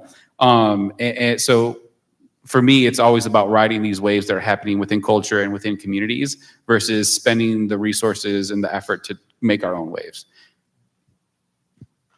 You have anything to add to that? No, don't make me talk after him about the same thing. Yeah, We've learned that doesn't end well for me. Our last question from the audience is for both of you. I'll let you start first then, Zach. What is a dream partnership for you that you would love, someone you'd love to work with, or a partner that you'd love to collaborate with?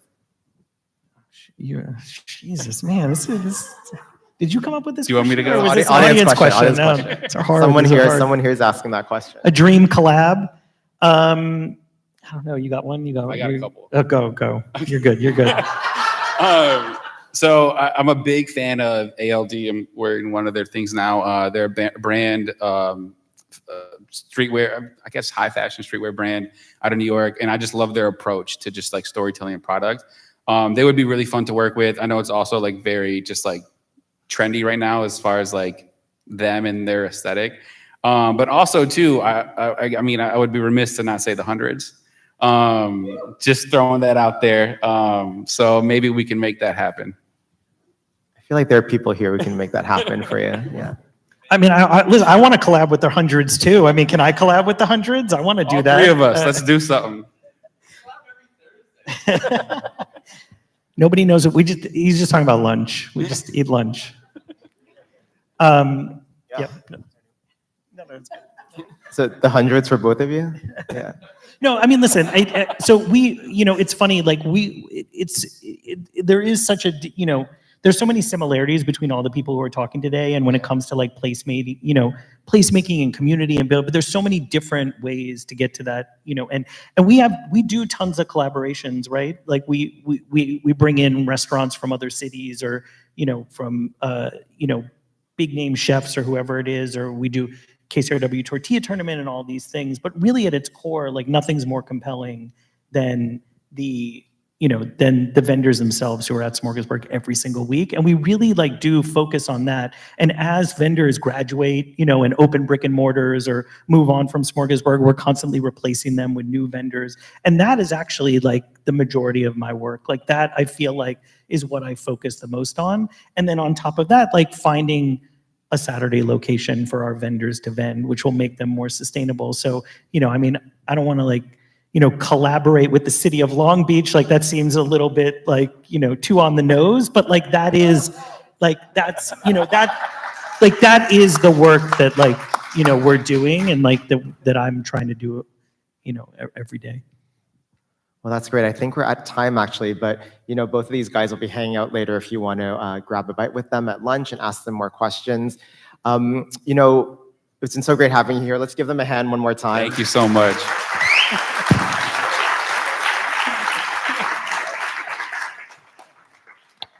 So we have another video to show you while they make their way off the stage. This one is from Long Beach Walls and Art Renzi, a week-long event that's part of the globally recognized Worldwide Walls series of street art events. So Creative Class and Julia from Intertrend brought the idea to start a festival in Long Beach 8 years ago, and here's a look at how it's grown since.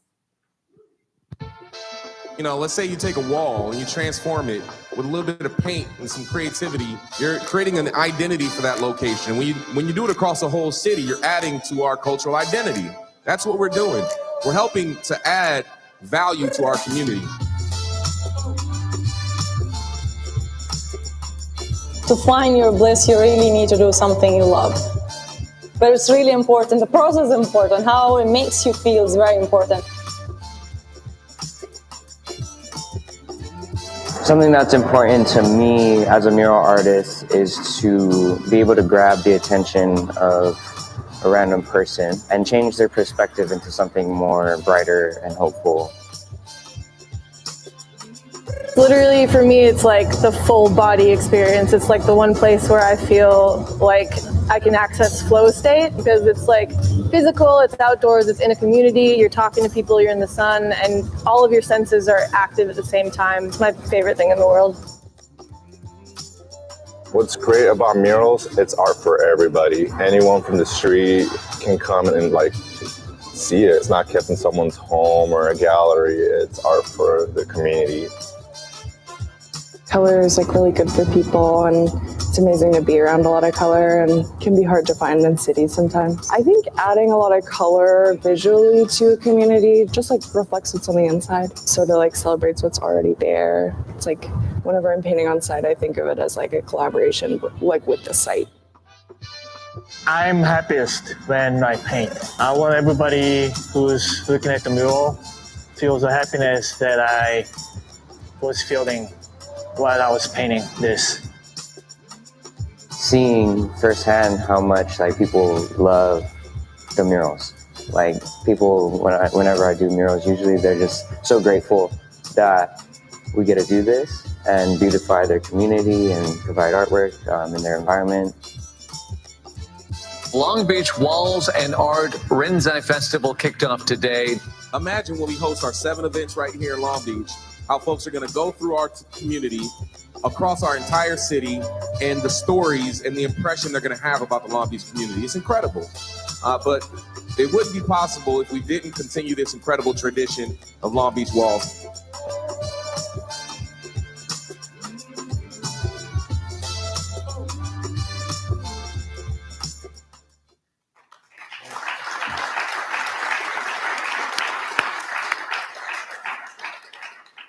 All right, so we want to close today's panels by bringing things back home to here in Long Beach. And here to tell us about a few very exciting ways the city of Long Beach is ushering innovation is John Keisler, the CEO for Sunstone Management and former Economic Development Director for Long Beach.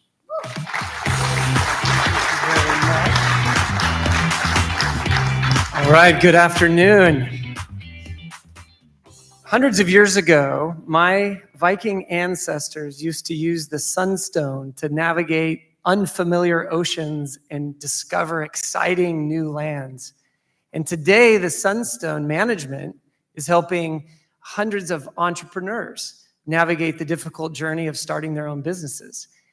Today, I would love to talk to you about our 85 portfolio companies, but I'm very excited to talk to you about one who is helping to use technology to transform the creative economy through the fashion industry.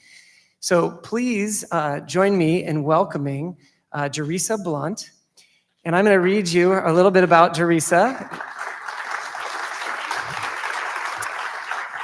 Jerisa is the founder at GoFly. Jerisa powers fashion, beauty, and wellness retailers with same-day delivery, returns, and at-home try-ons to increase sales, conversion, and customer loyalty. So far, they've already worked with notable brands such as Revolve, Armoire, Icelink watches, and 30 other brands. Please join me in welcoming Jerisa. So to get us started, tell us a little bit about GoFly and the problems that you're helping these creative entrepreneurs solve in the fashion industry. Thank you, John. Thanks so much for that intro. I am so delighted to share what we are doing. So in 2020, which was a very memorable year for everyone in this room, we started pitching retailers about same-day delivery in the fashion, beauty, and wellness industry. And funny enough, even though that was only 3 years ago, no one really cared about moving their products same day. We only thought about food, just getting food delivered to our offices. Well, the pandemic, though it was definitely a very interesting experience for a lot of us, it actually opened the door for startups like GoFly, and where retailers were forced to diversify their last mile logistics. And that's how we got our foot in the door. And since then, we have found that there are other problems in the last mile and retail industry, and one of them is returns. In 2022, $212 billion was lost in revenue due to returns. And not to mention not just lost revenue, but where do those returns go? Do we get a chance to reuse them? Do they end up in landfills? And so we knew that there was another problem, and we knew that the shopper just needed to touch, to feel, to see the product, especially for those e-commerce brands. And so we brought a new experience to them, which is an at-home try-on. So it helps the retailer, one, be able to control their lost revenue and returns, and also give their shoppers an amazing experience to touch and feel, especially if they don't have a physical location. And so we're really excited to be able to, one, start in LA with, finding those retailers in Long Beach and in our communities. How can we help retailers right here be able to give their shoppers that amazing experience? Very cool, very cool. Well, we're all familiar with it's online shopping, and it's growing in our lives every day. And you originally were introduced to Sunstone Management through the Long Beach Accelerator. And it was mentioned earlier, the Long Beach Accelerator, we talked a little bit about it, but many of us in the room may not be familiar with what an accelerator, a startup technology accelerator does. So can you just talk a little bit about, as an entrepreneur, what does an accelerator do for you, and specifically, the Long Beach Accelerator? So an accelerator is like a very intense business crash course. And for the Long Beach Accelerator is 4 months, which is amazing. So you are placed in this cohort with several other businesses, several other startups. So one of the things you get is community. I am a solo founder. If anybody in here is in entrepreneurship and you work alone, it's lonely. So having a community is number one. Someone that you can talk to, someone who understands the journey of entrepreneurship and you can bounce ideas off of. But you also get advisors, experts that are in your industry, that can be a general expert that can help you ideate, pivot, understand your numbers. One of the best things we got from the Long Beach Accelerators, I would say, is a mentor CFO. As a startup, you can't afford a CFO. And if you've ever run a business, you know how important your numbers are. I can't stress that enough. So having an expert be able to help you look at your pricing, look at where you can grow, where you can change is just amazing. And Andrea, who is the program director, she's amazing. Her mentorship, her experience as a founder also trickles down to us. So the Long Beach Accelerator is again, it is an experience that I would want any entrepreneur to have when it comes to having community, when it comes to having experts, and not to mention one of the things that all startups need is capital to be able to grow, to be able to also, we don't lack ideas, right? We don't lack in creativity, but sometimes we do lack in capital to be able to move the needle so that we can get to the next level, so that we can grow. And I think around May, we actually secured one of our biggest contracts. And if it had not been for being in the accelerator, I'm not sure if we would have gotten there. We had been trying to land this contract for 8 months. And, there's a long time. That's a very long sales cycle. So, I am definitely grateful for having the opportunity to be in the accelerator. That's fantastic. Well, so one other question then too is why Long Beach? You talked a little bit about the business and the regional sort of strengths of the fashion industry here and retail and stuff like that. But, why did you choose Long Beach and what makes that special for you? I think, again, what stands out for Long Beach is community. We have been connected with other founders in this community that knows other people in the community. And I feel like it's, one hand helping the other. And it allows you to move faster. If you don't have that community, it could take you so long to get to the next step where you just might wind up quitting. So I would say in Long Beach, just to me, it's just a canvas of open opportunity here. I feel like there is so much that can get done, and I'm almost going to move here. I live in North Hollywood. I keep saying, I'm like, every time I'm on this side, it's so amazing, it's beautiful, and I think there's so much opportunity for growth, especially in fashion. I would love to see more footprint here. Well, I know the mayor who was here this morning, Mayor Richardson, would love to hear that. Anytime we can, help the mayor attract new businesses, especially technology businesses that can help modernize these 5 main industries that he talked about in his Grow Long Beach plan.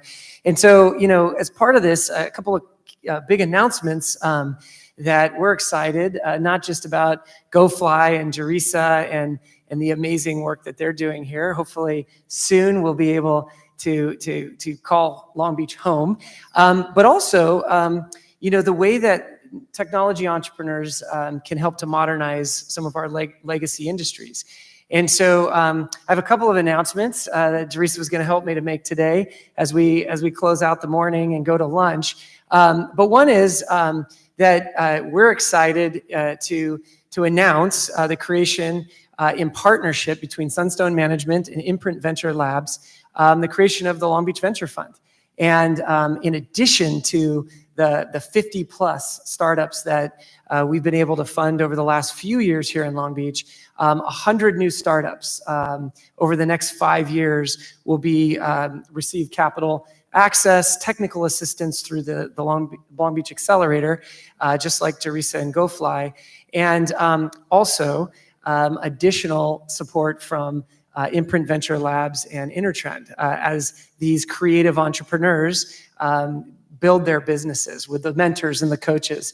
And so a second thing that I also wanted to let everybody know is that, ultimately, as general partners, Imprint Venture Labs and Sunstone Management are committing the general partner commitment of the first 3% of that fund today. So that's exciting because it gets us going on the mayor's vision that we talked about and really trying to take those first steps to make this the creative technology hub for not just California or Los Angeles, but for the United States. So entrepreneurs just like GoFly will want to call Long Beach home and build the creative technology capital of the country. And finally, I think if you're a mentor, you're a coach, you're a advisor. You've heard it first, that sometimes in addition to capital, that technical assistance, that support from experts in the field can help these new startups even more than even the dollars and cents. So if you're interested in getting involved with Imprint Ventures and the Creative Collective here in Long Beach to support Mayor Richardson's dream, his vision for Grow Long Beach, here's a QR code, of course, to get more information. I want to give Jerisa any final words of advice to entrepreneurs in the creative economy that you've maybe learned over the last days since you've been here, or the last days that you've been a part of the accelerator. Any words of wisdom about how we build out this creative economy and make this the home of creative entrepreneurs for the next couple decades? Yes, know that you are not alone. If you are in the creative space, there are places you can go, there are people you can connect with that can help you along your journey. And if we can just be open to helping each other, how powerful will we be? How powerful will Long Beach be? So just know there is a community to help you, and we're here to do so. Well, everybody should have a sunstone in their bag today, in a little box, so that you'll have joy and energy and help you navigate. And my last announcement, to show the commitment that we as Sunstone have to the Long Beach community, and hopefully Jerisa will be joining us soon, is that we're going to be opening a new office in the city. And so we'll be at the World Trade Center on the 8th floor. And so we'll meet with you there, and we'll help not only become a part of the community, but also be here to provide that support as we move forward. So we hope that you'll join us. Thank you, everybody, for this wonderful day. Thank you to the Creative Collective and Imprint Venture Labs. And thank you to Go Fly. Thank you. Thank you.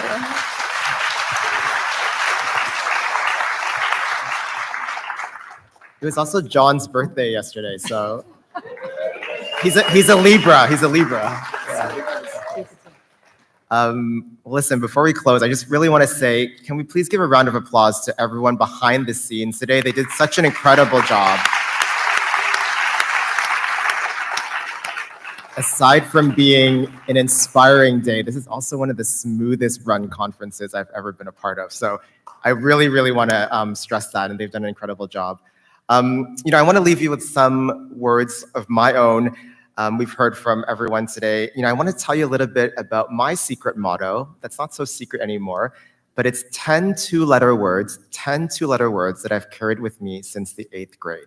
And these 10 words are, if it is to be, it is up to me. If it is to be, it is up to me.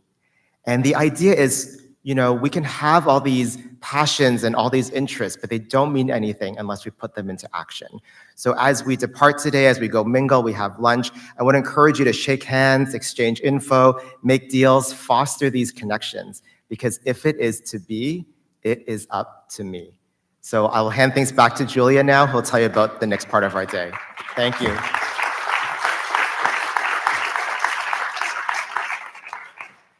So, I have here a Grateful Dead knock-around sunglasses. This was created by one of our first investment that we made. And I think you talked about it with our CEO. So here's the Grateful Dead knock-around sunglasses.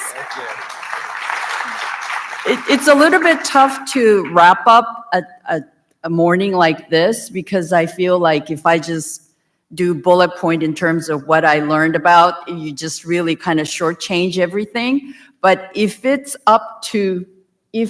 is to be, it is up to us. So I would like to talk about 2028, because I'm in a business that if there's no deadline, we won't do anything. So 2028 is actually the deadline that we gave ourselves, as well as to all of you, because that's the year that the world is going to be looking at us. There's going to be this celebration, a small celebration called Olympics. And I think it's a great opportunity for the world to see what Long Beach is capable of. And so we got so much good notes today. And again, we have the visual notes. If you didn't take copious note, Someone did. So please go to the lobby and look at what was discussed today and think about all the opportunities for collaborations. If you didn't notice that this conference was full of art, ulterior motives, there's a lot of ulterior motives. I mean, we invited people here that we want to work with, and, you know, kind of like wrestle them into come to Long Beach, Smorgasburg, Meow, you know, all Shinola collaboration with Bobby Hundreds in Long Beach. So we have a lot of ulterior motives pertaining to that, but hey, world moves because of ulterior motives. So I'm owning up to my selfishness. So please do take advantage of all the people here, talk to them, make that unexpected connection, see if you can create something perhaps for your own ulterior motives as well. But 2028 is really the deadline that we gave us. Also, as John mentioned, we created this venture fund that we are focused and tasked with. Within the 25 million, we are focused on the creative space. So we're hoping that we could get in the pipeline of the 100 startups, many of them being in the creative space. So if you know of anyone that wants to invest, please use the QR code, go to John or come to me in terms of talking about how we can invest in the creative community, creative economy in Long Beach as well. And if you know of any startups that are looking into accelerating their startups, please have them come to us as well. We would love to have you in our investment in the startup pipeline. So thank you very much. Please, if you have your wristband, please join. If you don't have any wristband, you should get a wristband because the lunch is good. So please join us for lunch because I know that there are going to be some really great, great discussions even while we're eating as well. And finally, I do want to thank again our partners in crime, the City of Long Beach, of course, Long Beach Convention Center, LBEP, Sunstone Management, and in addition, Studio 111, Citibank, International Citibank, Cal State Long Beach, Placemaking, Port of Long Beach, I.D.E.A, Southwest Airlines. It takes a village, as you can see, and Alchemy Media. Thank you for those sponsors and partners for making this happen. And thank you to all of you for being here to make that unexpected connection. And lastly, I do want to thank our Intertrend and Imprint Lab team. I can tell you, and I think a lot of you know that these kind of event doesn't take place with just me just saying, hey, make it happen. There were people that were working tirelessly and did not sleep a lot to make this happen. So thank you very much to my Intertrend and Imprint Venture Lab and Creative Class Collective team. Thank you very much. We couldn't have done it without all of you. So thank you.